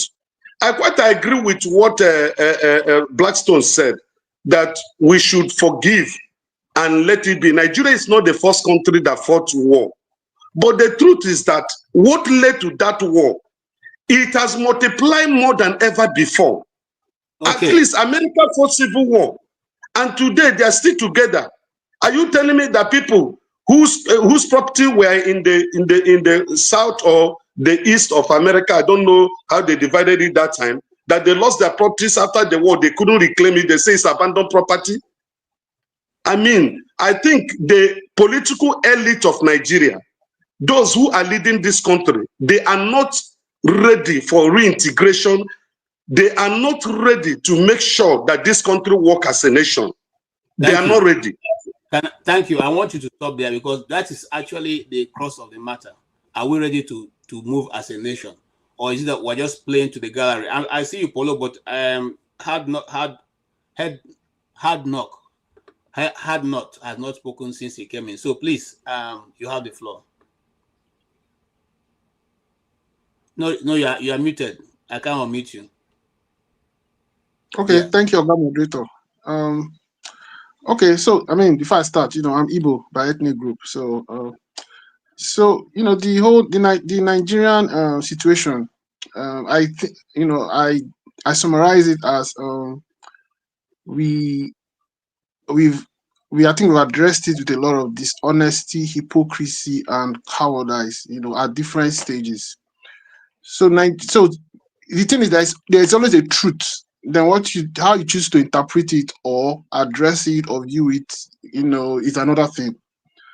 So the truth about Nigeria, that as someone has already pointed out, that it was formed by Britain, and even pre 1914, they were already here in the 19th century, 1800s, dealing with the different tribes, studying our nature, religious, cultural, and everything, and then thinking maybe 1,000 years ahead of how to profit from this area. Now we, as Black people, we are doing our own thing. So there is a martial out plan on how to take advantage of this enterprise, which is what it is for them. But the problem now is that at each stage, when they bring in something, okay, amalgamation, we all adapt and change. Now, the problems we all have at different times is different, but we all think that our problems are the same. Then when it gets to independence, the whole thing is now different again. We all think that our problems are the same, but it's different. Let me give an example. For instance, at 1960, the problem with the Northerners were not happy that you had this influx of Southerners who were mostly Igbos, and who were, a lot of Igbos who were merchants, educated people who were taking, they were able to handle many of the jobs because they were educated and embraced Christianity. The Northerners didn't, because of just the way things were all up north, they weren't educated in the Western style. But they were not happy that you had this foreign invading people coming into their space. So they had a different problem. We had our own problem is, you know, being independence and all that. Their own is these people are coming into our space. Now, Zeke, Amadu Bello, and Awo, you can see clearly from all the things they said that this whole thing was, you know, a setup for high combustible outcome. Why did they go ahead to sign all those things and do this? I don't know. They were thinking that when they get rid of the owners of this thing, that they can get the house together, which is not true. The person that owns it. You're going to really need to fight to take over that thing, because this is his source of livelihood from generation to generation. That's what Nigeria is. So when we are agree, then each group can start looking at what is their own problem. So me as an Igbo, I can itemize my problem. The Northerners can itemize their own problem. The Westerners, because what it is in Nigeria is that everybody's looking out for himself, but pretending to be one Nigeria. One Nigeria is just, you know, it's mere rhetoric. When it comes to actions, you can see it clearly. If you ask me, I think the people who have paid most by blood and life from figures are the Igbos. We've lost people, numbers. Yeah, anybody you pick now here, you can see the emotions. Me, I lost my uncles. I'm quite young. I was born, in 1980 something. But I lost my uncle. My dad fought. He lost his classmate. But I want to let me just add this before I leave. After the war, Nigeria has still, my dad who survived the war, some of his classmates died. He went to school, became an engineer. And in 1990, he was working in a Jakarta Steel Company. They sent one Katinumoru. One of the other ethnic groups, they said how these Igbos are dominating here and all that. And they came in, and in one night, they retrenched almost 90% of the Igbo engineers in that steel company. At Jakarta, this is a Jakarta Steel Company you're seeing. My father was one of the pioneer engineers there. Without pension, nothing. They let all of them go. Some of them, they retrenched man and wife. And this thing now impacted their families moving forward. It impacted my family because now my father had to start hopping around from one private job until he died. Fast forward to my own generation. When we graduate from university, no job. You go to Abuja, they check, what state are you from? They say, oh, your whole slot is taken up. There's no space for you. The next thing, you want to leave, go out of Nigeria. So, me as an Igbo person, I'm just honest with what the problem is. Because of circumstances and so many things, we are not even safe within the Nigerian space. Forget about how other people feel about you or uniting and all that. We are just not even safe. We are lucky that the confines of the world did not end along the Nigerian boundary. That is why we are still surviving. Exactly. Because we are able to live and pursue, life, success elsewhere. Thank you. Within the Nigerian space, it's survival. That's what the conversation should be. So Igbos, we should look at what the matter really is. So that's what I would just say. So this conversation of yeah. Thank you so much, and I appreciate your patience. What you have said is very, very, very important. We are surviving because we refuse to accept the geographical location called Nigeria as the ultimate, and so we'll go to North Pole, South Pole, Iceland to pursue our legitimate living. Sorry. I don't know who wants to take a turn so that I can put you behind for a while and get Obie and Dexter in. Anybody I can leave. But KJ, okay, can you okay. ask So make not your comment and then we yes. Can you ask her not what the solution is? I'm interested in listening to people's ideas. I think we seem to agree on what, at least generally speaking, what the problems, where the root of the problem lies. Okay, yeah. What the solution should be? Please, have yes. not. What the solution should be? You see. I'm glad. Hold on, had not. Please let me give you my solution. I'm glad. Look, let me provide my own solution before you say that. At this point, with everything I've seen, balkanization is the only solution. This thing we are trying to do, restructure all those things. No, we've already shown that we are dishonest, hypocritical, and cowards mostly. So once something has nothing to do with your tribe, we don't really care. Okay, check it. Even in the diaspora, how many groups are really Nigerian groups that you can say, okay, this is it? Most people form groups according to their either their tribe or one thing. So we are being hypocrites, big time hypocrites, dishonest, you know, and it's not working. It's not working. We want 1,000 years, and so with more time you give, then our fortress to protect ourselves from maybe outside invaders is weakened the more. I mean, as even the whole Nigerian space, because in this our malady and chaos, other people outside want to even push you away and take away the whole land. So we need to move separate so that we can actually protect ourselves, because staying together, we are making ourselves vulnerable. That's as we we consider that we were separate once. Sorry, excuse me. Nigerians, were you not separate once when they took over, when they came and colonized you? Don't you think that restructuring can lead to what you call balkanization? Why is it that we are isolating Polo? Is it under no, Polo should go away from here, my friend. I don't understand what you mean by that question. No, because I wanted to. I have a question for you. Please, just what Hadnot. No, hold on. Before you ask Hadnot, Hadnot is not here to be cross-examined. Let me ask your own. Let me answer your own. No, you are not the. See, listen now. You are not here. It's not a two-way thing. It's not just between two of you. If it were KJ, that is the host. So the answer to in addition to that, you see, the thing is this. Sometimes I say I'm happy the situation the developing Nigeria has come today. The man in charge, the president of Nigeria, the CNC is a Yoruba man. Yet Professor Banji Akintoye, a Yoruba, is still saying that the Yorubas is not working for them. If it didn't work for them, is it Igbo man it's work for? Or will it work for Fulani man now? Or will it work for Hausa man? This is what we should be thinking. Before, if it were in those days, they say Yoruba is in charge. Therefore, excuse me. No. What I'm saying is that a Yoruba man is in charge, and a leading Yoruba professor, Banji Akintoye, a man who wrote the history of Yoruba people, is saying that it's not working for them. They want out. What does that tell you? It's not ethno-nationalist. And no. You are getting it wrong. Forefathers, you are getting it wrong.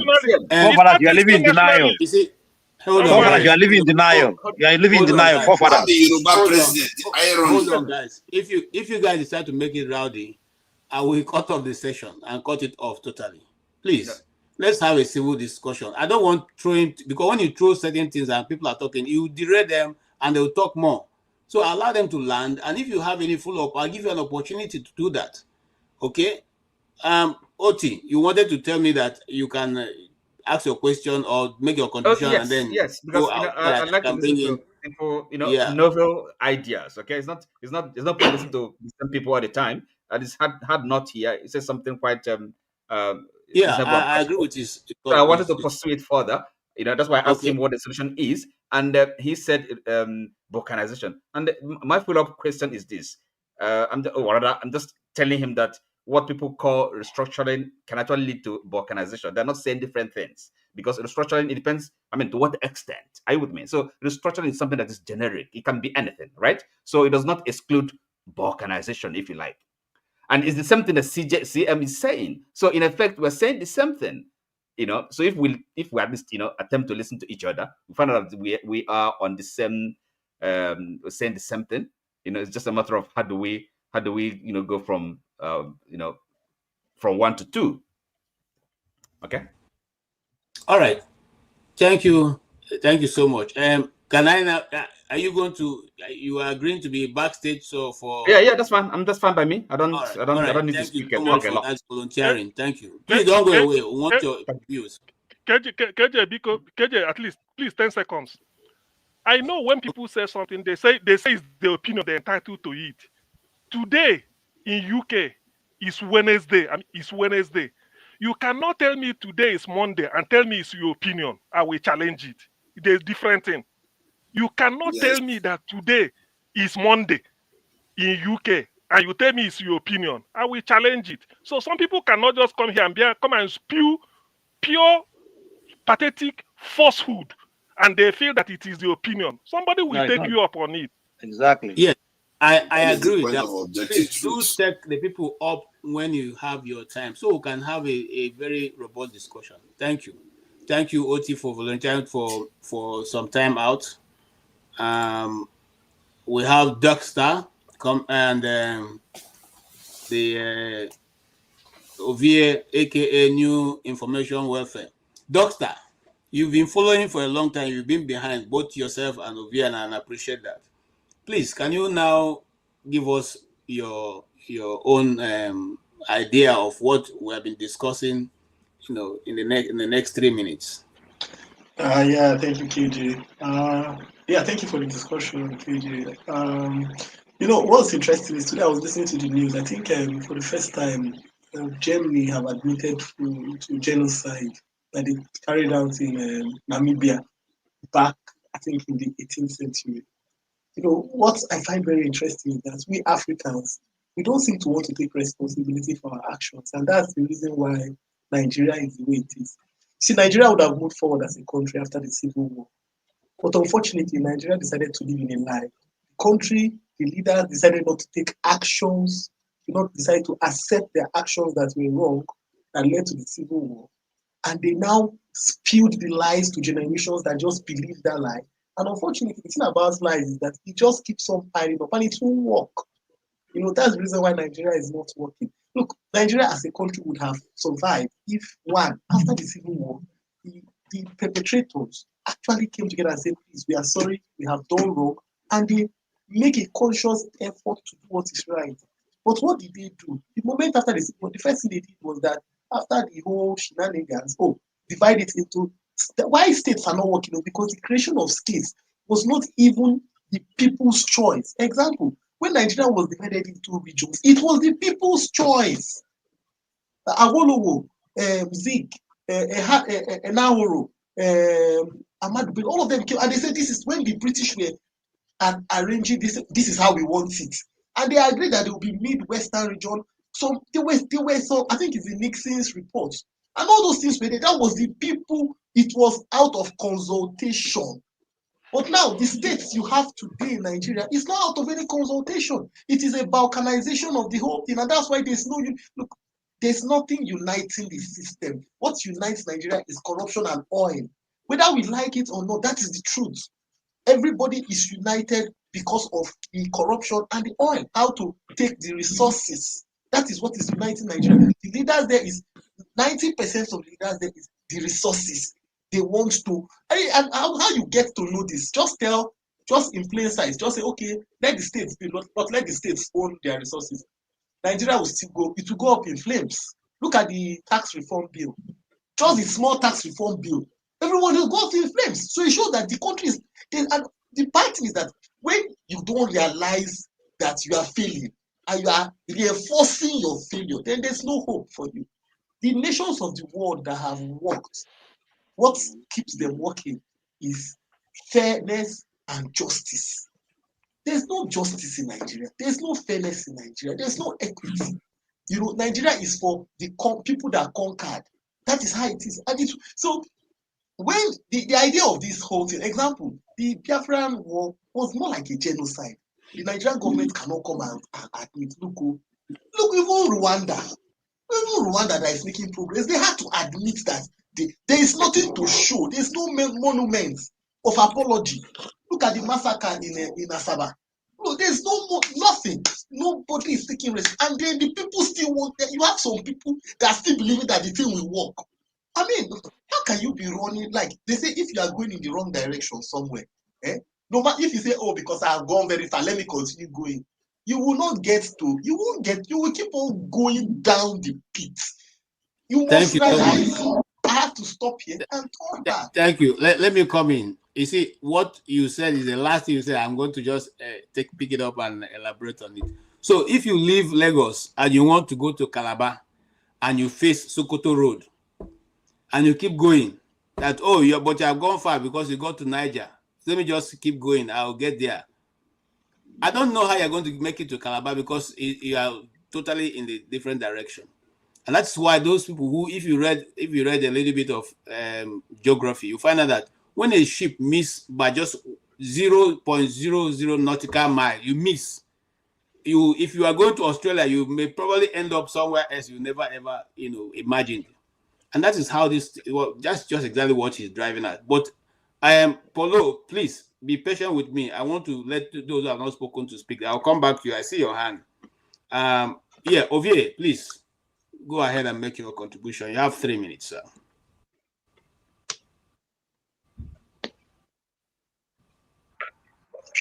So, I mean, I think I started listening from Tunanja when Tunanja started. I believe he must have shifted the conversation. So, what was so that I will not go out of point? Where what we are discussing, actually, True Niger took us far from what we were discussing. What we are discussing was our topic here, which is the ghost of Biafra and the Nnamdi Kanu's question. What is it really? Are we building a nation? Are we sincere with ourselves? What can make all of us sit down on the table and tell each other the plain truth? I'll give you an example. If you have an issue with your wife, when you sit down on the discussion, you don't begin to lie to each other. You look at yourself and say, this is this. But if you look at the Nigeria, political scene, you find out that so much is hidden and so much is not true. How now do we reverse ourselves to a point? Or should we simply say, Oduduwa, go. Biafra, go. Middle belt, go. North, go. Where is the center that will hold? Because that we seem to see that the center is not holding. Nigeria, I don't think we will hold. And I think I want to agree with the guy that said that balkanization is going to be the answer. I kind of agree with him because at no point that the territory that we have in Nigeria today agreed that they want to live together. We should understand that what we have today is a gift. And whoever is giving you something, it's only him or her know why he's giving you that gift. That's why we are in this condition today. The so-called founding fathers, they did not fight for any country. They negotiated. Nigeria was already conquered. Those who fought were conquered, were defeated before this crop of generation were born. We seem to forget that even before the amalgamation of 1914, the Arabs were already in the midst of us. Yeah, since 800, in back to the 8th centuries, where they came through via trades, and so they already have an ideology is already settled down there before the conquest that follows due to the conquest of the Ottoman Empire. So that ideology is still very much alive, whether we like it or not. The idea of the ideology is to conquer everywhere. So before the Christian capitalists arrive, that ideology is already in full manifestation. They could not conquer them. That's why they have to force to amalgamate us. One could argue that there was no time, because you were talking about the coming together of the European in Berlin in 1845. What people don't get that 1845 there was nothing like Germany. It wasn't a country yet. So when they descend on Africa, they share them within themselves between that 1914 to another 50 years, which led to the Second World War. So there was no time for the British to actually want to do whatever they want. So the America has to force them to give us what we want, what would be convenient for them to take over the resources, because the idea of conquer is not about resources. Nobody wants to conquer us because you are too cute or too handsome. No, it's because you are sitting on the resources.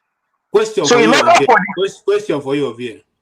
Why can't our leaders, people from ethnic, different ethnic groups, sit down and have a conversation, and that conversation be implemented? And I'm not saying this only for the Igbos. They are having. If we are truly interested in nationhood, why can't there be a conference of ethnic nationalities. Agatuman, what do you want? That has Igedeman, been what do you tried, want? sir. KJ, that has Why? been tried. The Sovereign National That's Conference has been tried.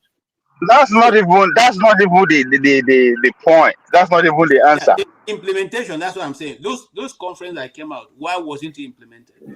Okay, was it from some who was ruling the nationals at that time? Is he from Biafra region? Yes, he is. Why has he dumped the recommendation? He's the president. Why is he dumped the? So, Our I mean, problem is not about our problem is not about sitting together. Let me wait, finish.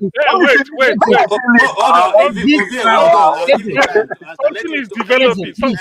Hold on, Something is hold on, Ovie, developing now. hold on. Something is No, no, no. developing. CM, So CM, hold Jonathan. on, So hold Jonathan on, now is a hold Biafran. on, CM. Idoman is a Biafran now. Allow Oh him to speak, God, oh please. God, these Okay. people Allow are me just talk.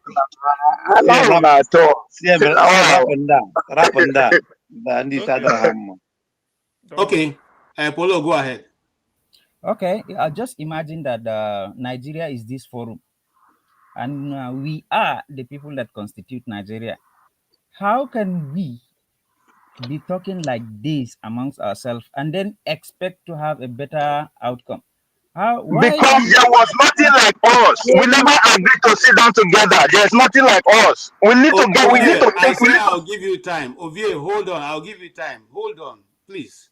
Take it Spoiler easy. alert! Spoiler alert! It is there. It is here. Whether I like it or not, whether I agree with it or not, it is already there. So now you have to fight for how to get it right.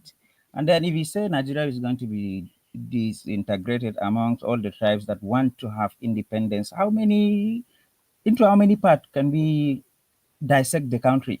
How many tribes do you think? Okay, we have this commonality, therefore we want to be part of you. How do you come to that point? How do we arrive at that? Maybe Nigeria will be split into six, like the former geopolitical zones. Again, further, it may even start reintegrating again. Look at what do you call it? How long has Wales been suffering under the British? They are still under Great Britain. They don't have to negotiate for something better at every given opportunity.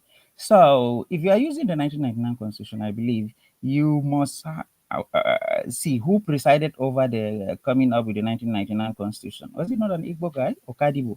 Was he not the guy? Huh? He has the opportunity. Okay, wait. Even if he's not Igbo, Igbos have their own senators, have everything. They can lay down their complaints and then it can be discussed in the National Assembly. But if this is how you guys can behave in the National Assembly, you cannot just obey a simple rule. Keep quiet, wait for your time to finish, then come in. You cannot maintain that. Oh How do you come on, expect to have this guy how is do you just expect to have a come sane on. conversation? This is not my opinion. This is okay. I said my opinion. Now let's forget about opinion. If we keep looking backward and we are not willing to sit and negotiate and understand, and everybody accept where he is wrong, then we should forge ahead as a nation.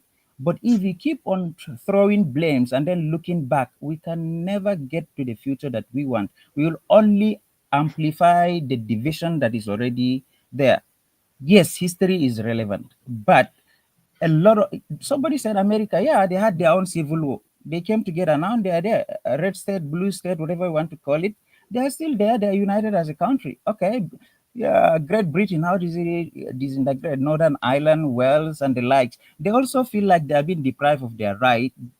Great Britain is taking advantage of them, England. And what did they do? They started, I mean, Northern Irish Republican Army is there, just like the Biafra boys are doing. Ultimately, they were given a chance and they negotiated for a better life. They got themselves something better out of that protest and terror organization. So why are we not learning from history Mark Ban and has then moving destroyed Nigeria forward? more than No, IRS. no. Hey, Another Mark come on, thing, Ban, man. Mark another Ban. thing, Mieti another thing. Allah.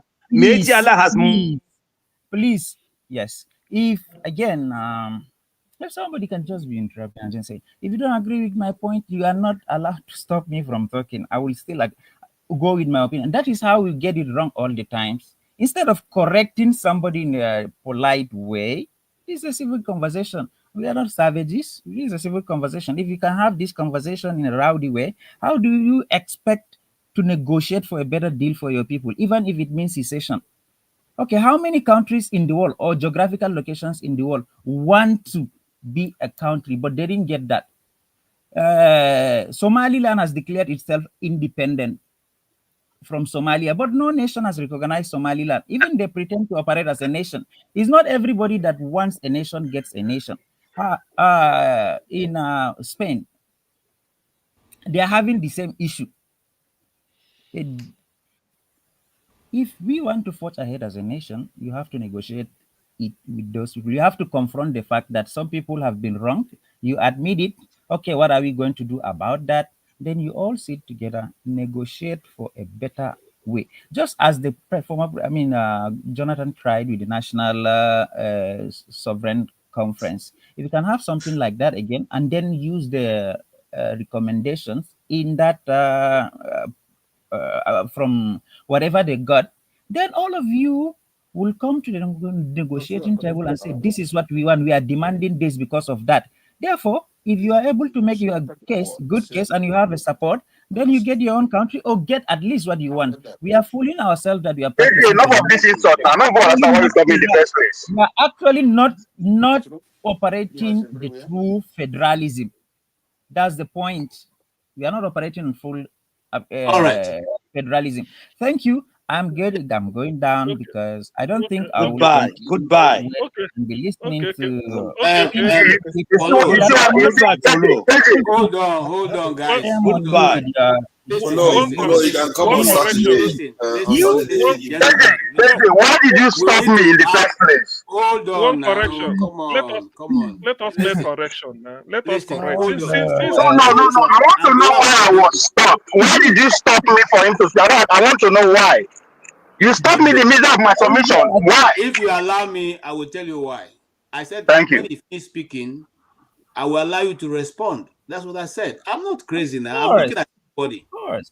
So go ahead and make your own. He has given his own idea. That is that is not a response. That is an insult. If you can just see a name. You have made your point. Can I? That's how we are brought up. Like, okay, once you see Okadi, we assume is a Igbo guy. I thought you had made a submission. This is. Excuse me. Identities. You don't know who I am because I wrote it. That doesn't mean I'm the one. You didn't use your name, CM. Tani, go forefathers. KJ, what is that? Polo, go to forefathers. On Saturday, go and visit forefathers. I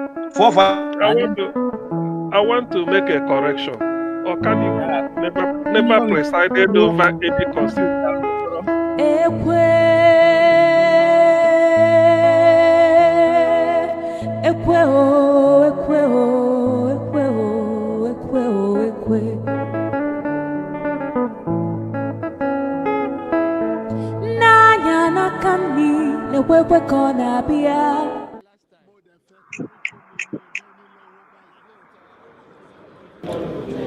I've always been told my English was quite clear. I don't need to explain further. There would be a breakdown of law and order. That's what they're begging for. I just wanted everybody to know that I'm not too old to shy away such responsibility if it comes. That's all. How can you take a people like the Ndibo and try and to impose on them a leadership? It's not possible. It was possible before, but after Biafra, no. Everybody knows that. Okay, everybody knows this, that is right now impossible to impose leadership on the Igbos. Exactly. The matter is that we are going to keep talking, and the time has come for us to talk. But we have to be cordial in this platform to be able to hear one another. And so I beg your indulgence. I plead your indulgence to be patient. Everybody will have a time to talk. And I have only 15 more minutes on this program. So I'm going to, as much as possible, allow VA to. Don't worry. I will carry on the second round. Anybody that wants to Oh God. The Oh right God. man opinion. Oh God. Hey, Oh God. Mazi, stop it. Stop it. Okay, okay. Hold on. Oh I, God. Ovie, go ahead. Please. Attitude there. Ovie, go ahead. I have a question for you. For me? What did I say? Yes. What did I, for the amount you allow me to speak, what did I say? No, you asked me a question. I mean, I'm dealing with a lot of variables. No. That question I asked you is not there. KJ. Let's be serious here. I noticed that anytime I'm given opportunity to talk, as soon as I finish one statement, everybody will jump on them. Like if everything that I know I'm saying, when I know before, why they not talk I just ask you, what did I say? You stop me in the middle. Hold on now, let me say. I try to protect everybody, but I cannot hold their mouth. That's why I put that Hold on, that's not the point I'm making. I'm talking to you directly. Because I don't know why you stop me. That's why I asked you, what did I say? Maybe it is what I said that make you to stop for you to interject. What was my summation? Because I'm confused. I don't know. Like, our problem here, you know why you could not respond? Because there's a reason we are denied history. I am giving you history, how we are stranger in our midst that decide to put foot in our house. And you stop me to give that stranger to insult us of our injury, telling me that the Nigeria is already there. We have no choice, we have to negotiate. Who the fuck funded in Nigeria? Ovie, what I wanted you to understand is, I'm not asking you a question. We are being serious here. But I want to respond to that. You see, Ovie, that person. I want to respond to what I said first. What was my summation? It is a question. What was it? You see, Ovie, sorry. KJ, if you had allowed me, I would have cleared all this air. But well, you see, it's a program, and everybody cannot be speaking at the same time. It is not as I said. I just asked you a question. What did I say? Just repeat what I said, and I'll be okay. Because everybody is not speaking. Even you guys are not allowing me as a moderator to even moderate. So no, hold on, KJ, you give me the floor to speak. I was speaking. Everybody was quiet. You just stopped me. So I'm wondering why. So what did I say that? It was you who jumped. Oh God. Okay, let's leave that. This is not the first time you've been around when people interjected. Come on, man. I'm not talking about interjection. I just remind me what I said. It's as simple as that. You need to. You remember what you Can said. you remind him what you said? It's not about me remember. Why? Because there's a reason why I was. Hold on. Okay, let me tell you why I was interjected. Hold on now. Let me tell you why I was interjected in case you don't know, KJ. I was interjected because I was giving. Hold on now. Let me tell you. You're taking us in a stranger. No, now the first time the attack can hear me this. What do you know about that place where for women I don't know? I am giving you history. What you bring and come? That is why he interjected and stop it. You're going to tell me about 1990s. Who cares about 90s? Who cares about the Senate president and all that? Who cares about the Nigerians? Who put it together? So the person that interjected, know why he interjected. If you did not know, and that's our problem. He is telling us that we have to negotiate. That's our wants. Who the fuck are you for me to negotiate with you? And that's our problem. There's God on the table that we have to negotiate. When you put God on the table for negotiation, what choice are you giving me? So our problem is not now. Our problem is history that they did not teach us. How did we come together as one? If we don't answer that question, nothing will progress. So that is why he interjected. Tell us we have to negotiate. Negotiate. What are you negotiating with? What are you bringing on the table that we have to negotiate with you? Who are you in the first place? A stranger join us together. I'm trying to intervene that stranger. I tell him I have to negotiate. When I'm still under the shackles of that stranger, it is because you two are a stranger. So when somebody is interjecting, we should know the reason behind the interjection. Because it did not come to contradict my history that I was saying. But I tell me, no, we have to negotiate. And you guys are listening. Tomorrow you ask me, what can we come to talk? Based on what? What is the criteria? If you allow me 30 seconds to just join to help this you. Informations are bound. Please, Ovie, borrow me 30 seconds. You see? Okay, no. Before you say there are a lot of lies. The You guy is see, just spewing lies. hold That's on. why I said, if today is Monday, somebody cannot come and tell me it is Friday, say na your opinion. That is what I meant when I say if today is Monday, somebody will come and tell me today is Friday. After all, na my opinion. No way. I can't take that. I can't take that nonsense. Okadibo never presided over a constitution. In a democratic setup, the custodian of the constitution is the commander-in-chief, the president, not Okadibo. As a matter of fact, the 1999 constitution he's referring to is not autochthonous. It's not a product of Nigerians. It was done by Professor Amamudu Yadudu, Awalu Yadudu of ABU of BUK Kanu, the man that Abdul Salam gave to write it. Obasanjo was not sworn in with the constitution because it wasn't ready. CM. That is not the origin of our constitution. Hold on, CM.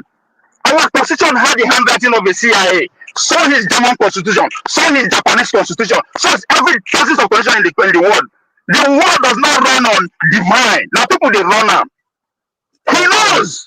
He knows that's why he will not go to history. That's why he calls it forget about the constitution.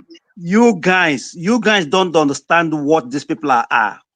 These people, I lived with them almost 30 years with this Polo. He left. KJ doesn't want us to tackle this guy. This guy came here and told you that Jonathan is a Biafran, and he conducted a confab. The same confab that even Tinubu, Arewa Consulting Forum, refused to accept when Buhari came. When Buhari came, excuse me. Hold on, let me finish my time. They do us. Oil was discovered in the Middle East in the 17th and 18th century. So they understand why they're in our territory. Hold on. They understand why they're in Nigeria. Let me finish. Excuse me. They are not in Nigeria because of anything. They are in Nigeria because of the oil. Excuse me, guys. I want you to understand something. One of the things I want us to understand is this. Exactly what Polo have done is exactly what they always do. Now, you cannot discuss with this guy with emotion. You see, he controls his emotion.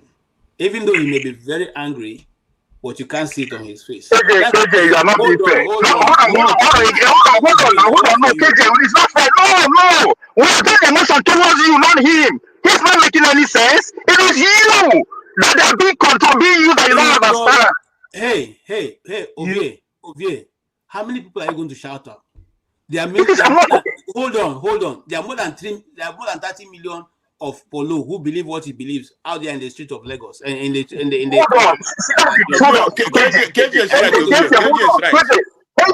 hold on. That's our problem. You understand? You are looking at what you are seeing today. You can never understand today. I'm telling you, oil was discovered in the Middle East, 17th and 8th century. So before they were coming, they know we had oil. That's what is bringing them. If you think they're not get to it, you know what time, I swear to God, my freeze. You are not paying attention. Listen, you are not paying attention to what is going on in the world. Are you going to moderate a program also? Hold on now. I am just attacking you based on the technique. What is happening? I'm not easy. This is not the first time. But you think we should have a conversation. I'm giving you the reason why the conversation can never be had at any place. I'm not agreeing to cooperate with the moderator. There are many people who are sitting here who have not spoken. They are just waiting for you, and you are the only person. Look, this Mazi ICO. I have been sitting here since. You don't want to agree that it is your fault that make me keep talking. Now you confirm now. Admit your fault first, so we can move forward. That's why we are in Nigeria. You don't want to admit your own fault. It is not me. I keep talking because you spoke up along the way. For moving forward, you are the one who's stopping us from moving forward. Chim is here. He's not spoken. How many other people are here now? Come on, guys. Anyway, KJ, please, next time, if this Polo is coming, to be honest, in all fairness to him, he's far below par to come here and be talking. He knows next to nothing. Even the history, he knows. He just comes here.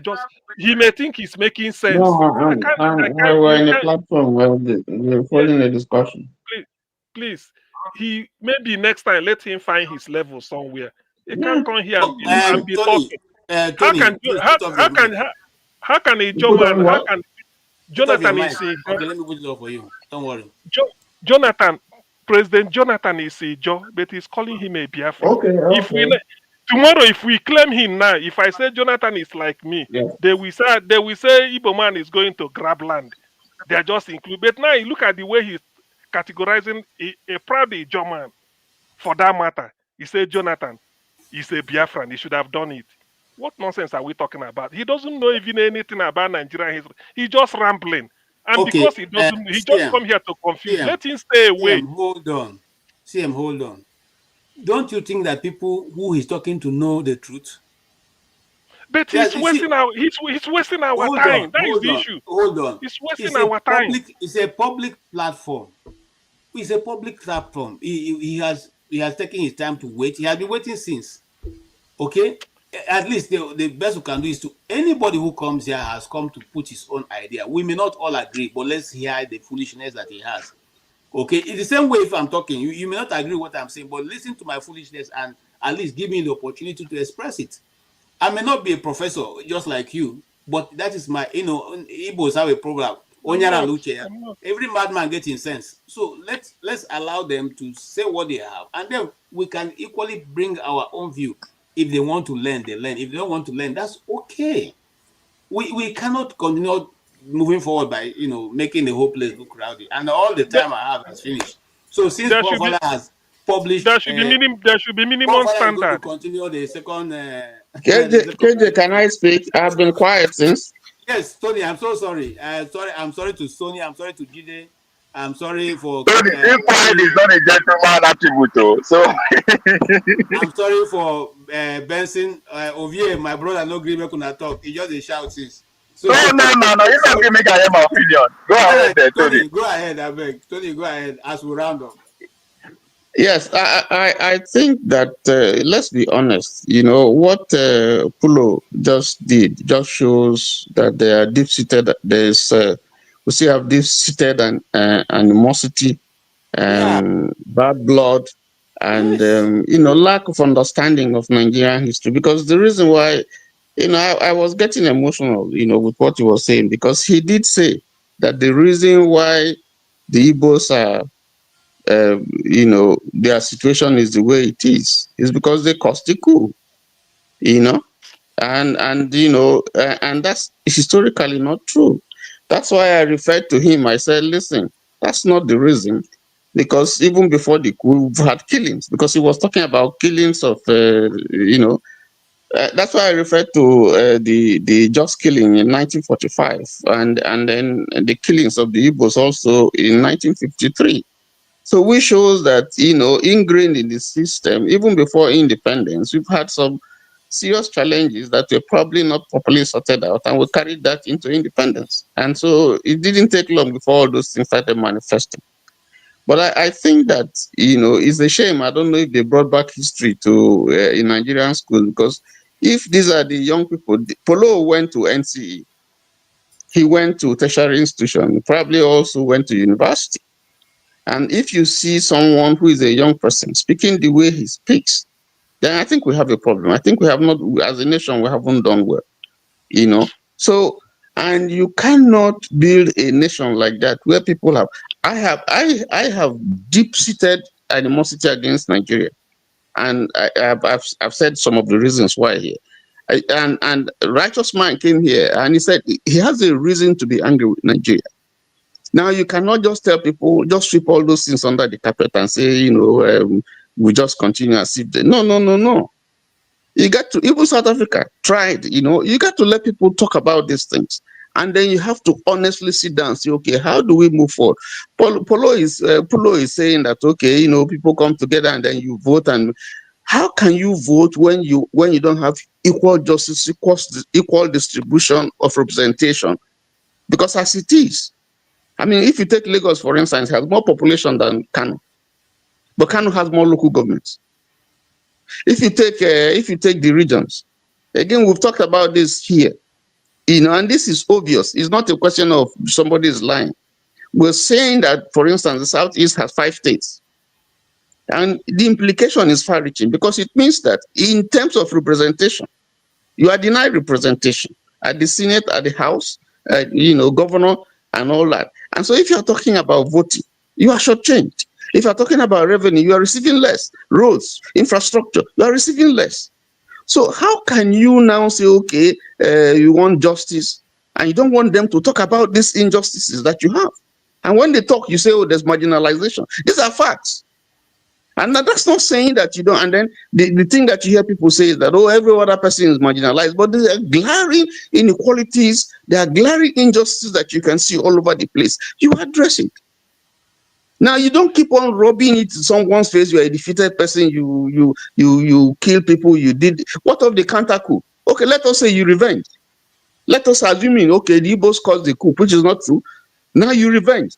So why are you still carrying this thing? Why are you still carrying this thing? Every time you say you caused the coup, you caused the coup. You did it again over and over again.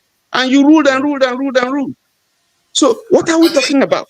It's really strange how we interpret information. When he spoke here, I didn't see. I think it's because we feel very passionately about this. It's coming from the point of view of trying to say that we need to find a way to move forward. He's not trying to say that. No. You didn't listen to him initially. If you listen to him, I'll be an issue. Which cause stay humble to say, listen, if this is what we're going to talk here, I'm quitting. Exactly. Why you don't move forward when you don't want to understand the past? You cannot move forward without the past. You can't just see the past and not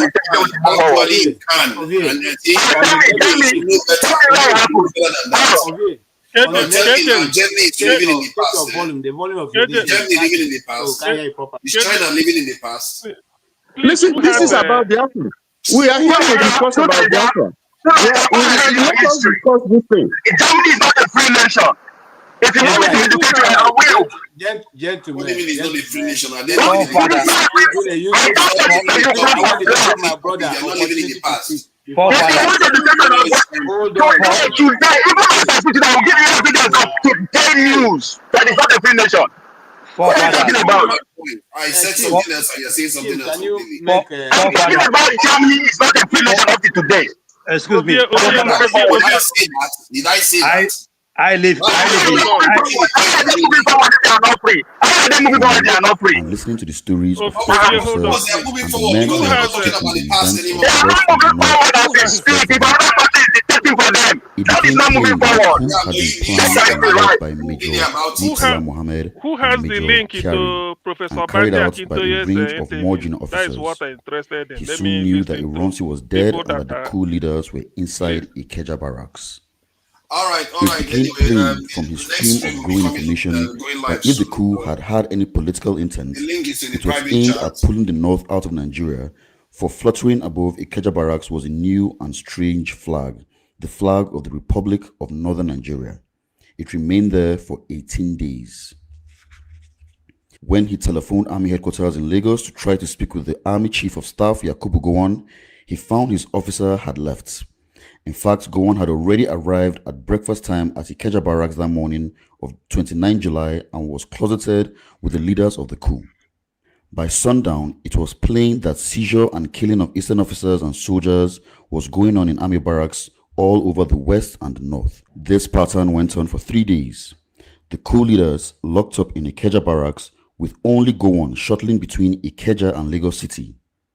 The flag of secession fluttering over the barracks, while the awful killing of Eastern soldiers and civilians went on inside, and more killings going on elsewhere as the army, last bastion of national unity, tore itself apart.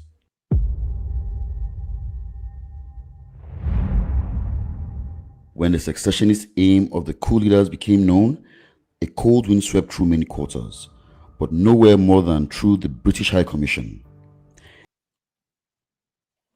Okay, I just want to play that so that people who think that we didn't arm ourselves before coming for this discussion should know we have enough information.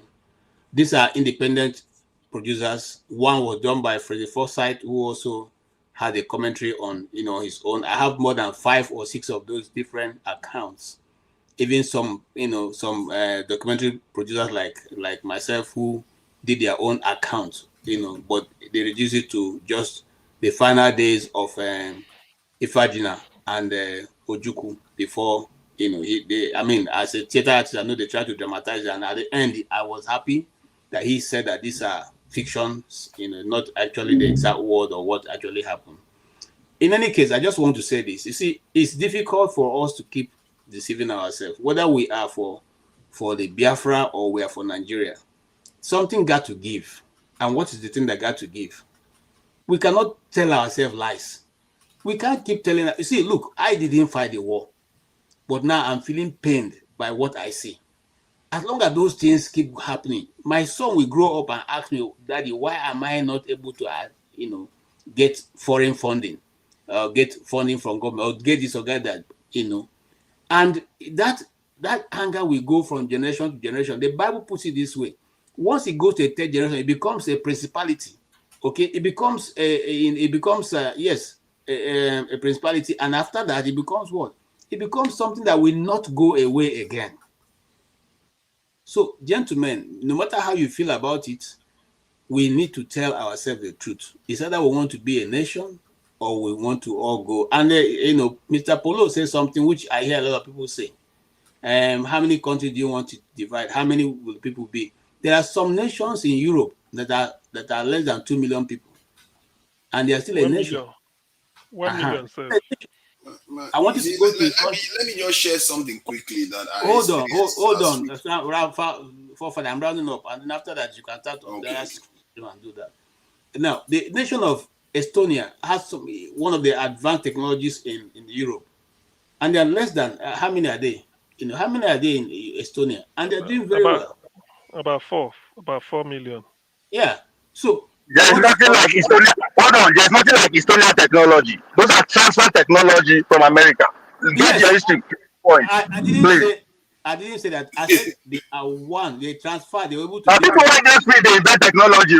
People when they free, they invent technology. Go and read your history. If you are not free, you cannot invent technology. Come on now, don't do that now. Come on. The Japanese all right. stuff. Since I cannot no longer be able to. You know the history of the Japanese. You want to go to the history of the Japanese? Yeah, they are not free, but they are inventing technology. That's my point. I'm just trying to correct. What is the Japanese technology? How it starts? All right. And why they never go forward since that time when they start out? You really come for fight today. Because this is the weapon of today is misinformation, not be gone. What we consume. If you don't know more now, that's why you form that name, information warfare. That is the revolution that we are in today, not be gone again. That's why for this celebrated country to give us freedom. Second, our ancestors will be ashamed of us. But when we treat with the tongue with our mouth, it's 2025. All right, guys. Please, who has the link? Who has the link to Professor Banji Akintoye's in the latest? The link is in the private chat. You can join the live stream. Okay.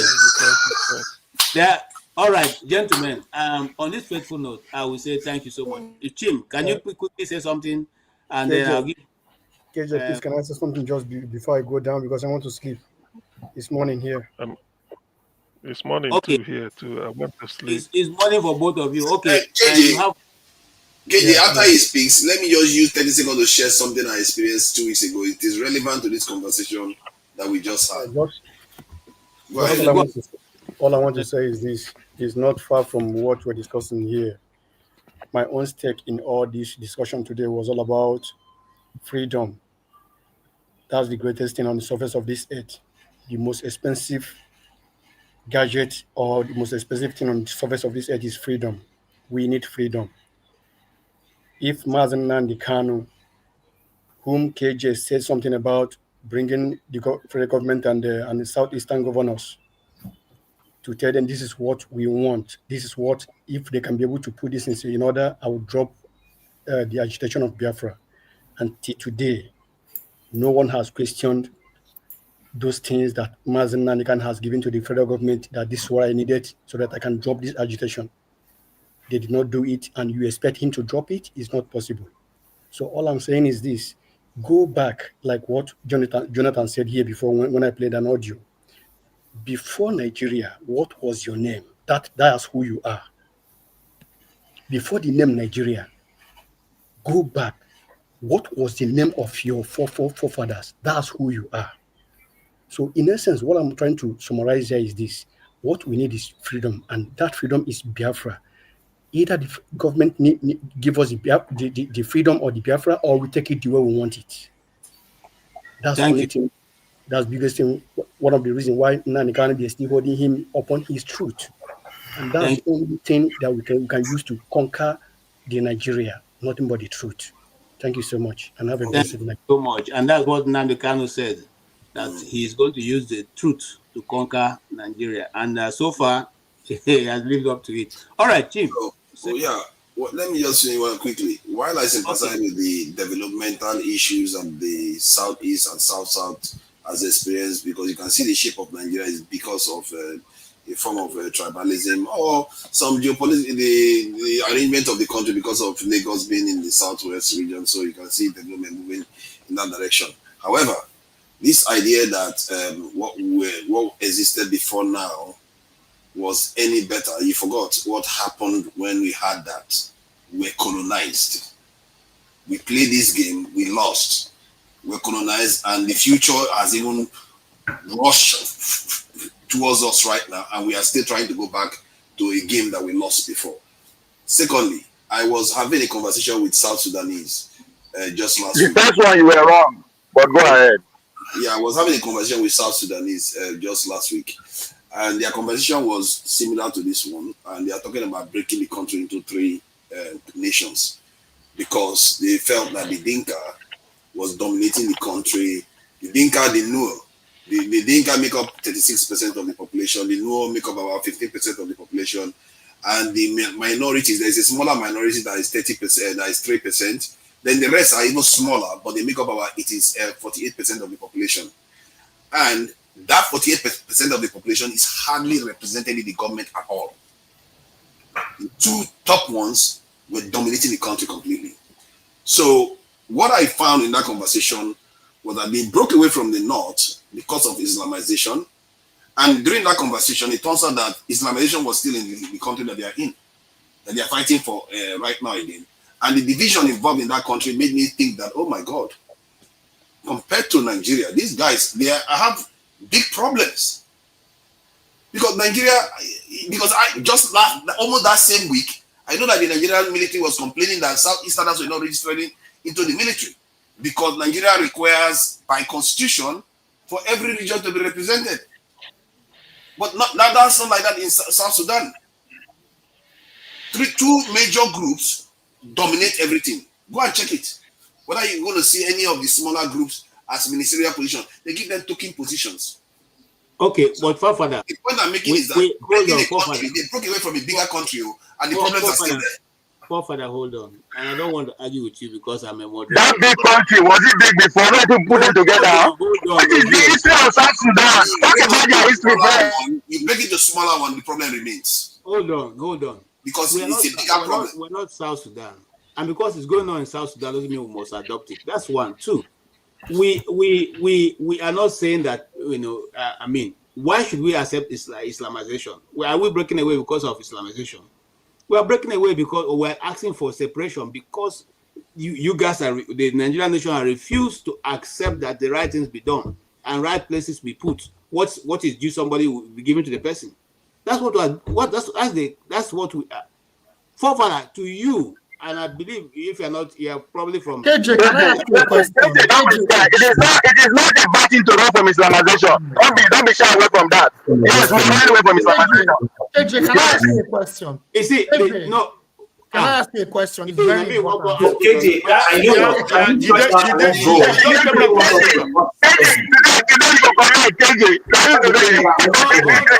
My KJ, it's not time for us to talk. Join the next stream. Emmanuel Benson, you should never say anything here. You can. My friend, I don't want to join you where you are. I don't want to join where you are. We are coming. Oh my blessing. He's gonna come there and start making noise. So I don't want to join where you are. If you guys are not going to allow me to talk, I will shut down the whole thing now. Did they want to talk now? Allow you to talk. Yeah, did they just come in now?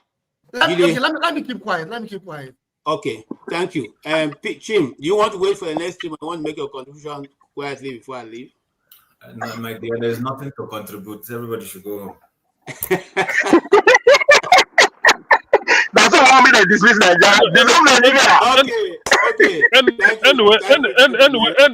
Anyway, KJ, to be honest with you, let us not laugh over this issue. Discussions about Biafra is serious. It's about human being. This is a month of Biafra. We prepare to have a serious dialogue. But somehow, some people will think that it's part of a usual Nigerian dialogue. Anybody can come and throw one type of jab or lie and start to look.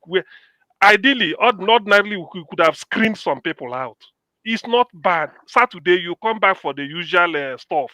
We are discussing something that is highly, highly sacred, psychological, traumatic, philosophical, and physical. The injury is so deep. When we come around to discuss it, we are not. This is if you don't, you see, if I'm the host, I should have screened some people out, not because I hate you. Saturday, you can come in. This is purely something that is pure sacred. People will come and laugh over it, and they start to throw lies, even belittle some effort made, even say something that will even offend the spirit of those that we lost. We are not. The Jews don't joke. Jews don't joke with Holocaust. This is the magnitude, and this is the scope. I'm coming. You will talk, but let me say this because sometimes. Chief, CM. So wait, join the other. I've already overshot my time by 15 minutes, and you see, I agree with what you've said. What you've said is very true. So I'm holding this discussion tomorrow, a part 3 of it, or a new topic, but under still Biafra issue, and I'm going to bring people in badges. So it's not going to be everybody crowded through, so that we don't have to have this, uncontrolled rowdiness. So to be in badges, and you come, you make your contribution. For those who are for, I will bring them in. Those who are against, I'll bring them in. So we all can have something that all of us can go home with something we have learned. I want to thank everybody. And you see, my only challenge is that why they are saying all this, they're not paying, they're not giving us any money. So at the end, it is Rudolph that will pay the subscription fee alone. So if they were throwing money, I didn't talk in your program. I did not talk in your program. More than 2 hours I came here. I'm in trouble. You're in trouble. I'm so sorry. If you tomorrow, I promise you will talk for 5 minutes non-stop. I'm really tomorrow is not promised, my friend. I'm very sorry. Ovie is one of the people causing wahala in this place. I will remove him now. Okay, thank you so much. Please wait for Forefather. He's going to put up a stream for all of us to eventually come in. Me too. I want to come and argue and make the program ungovernable for him also, since they tend to do that. I thank you, Tony. You are with us right from the beginning, even to this moment. I thank you, Chim. Even though you had a very busy list, you still came in. Thank you. I really appreciate. And Ovie, thank you so much for support. Check your audio. It didn't allow to hear most of what you're saying. It's cracking. Either you bring down the volume or you change the system. Thank you, and I appreciate all of you who came and those who didn't appear, who couldn't talk. Benson, I'm so sorry. I really, really feel sorry about that. Tomorrow I'll make you my anchor man so that we can hear much of what you're going to say. And on that faithful note, I'll say something. What I'm going to say is very simple, and as simple as it is this. Whether we like it or not, I don't know whether people think Nigeria is a game. Is it a game, or are we building a nation? If it's a game, let's keep playing it. But I don't think it's supposed to be a game. It's a nation we're trying to put together. And if we're trying to put a nation together, what we are doing will not give us that result. If you do not want the Igbos, let them go. It's as simple as that. We don't want to. In fact, some people say Igbos are looking for more states. We're not looking for South-South. We're not looking for South whatever.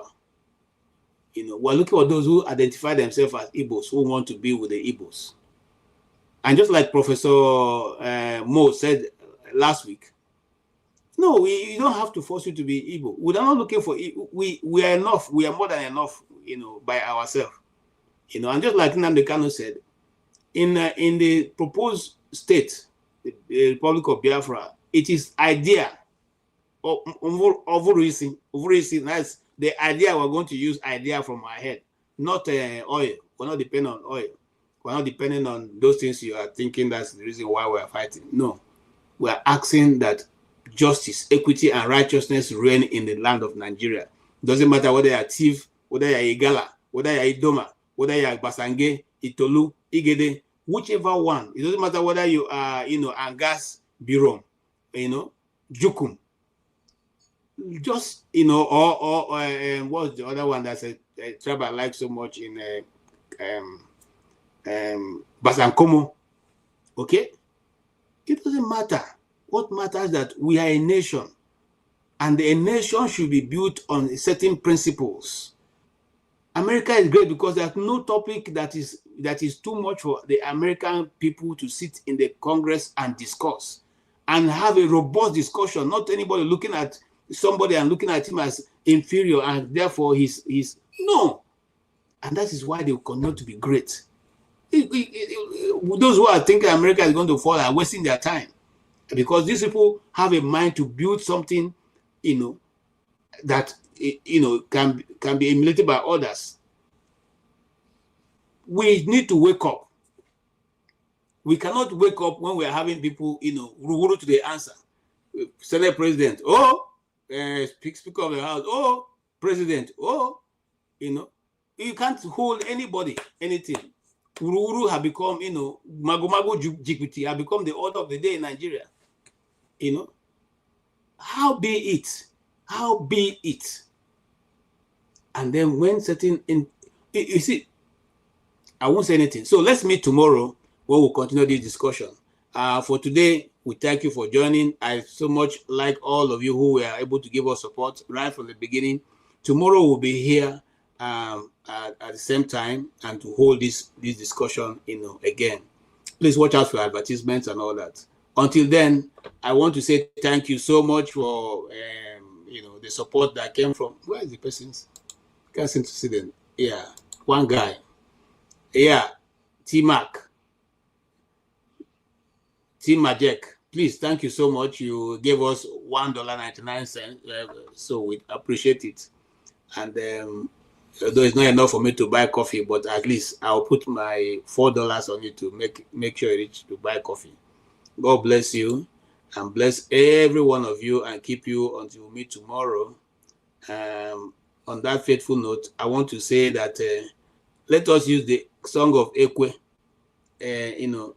Although onye aji ụgwọ, ndị Igbo although onye aji ụgwọ, and that is our thing. Onye ihu em na-ewe iwe ya bụ ike wogwe, ọsụkọsụ nwamkpi, ọ ga-esoba ya somewhere ọ ga-enọ. Thank you so much. Have a good night, all of you.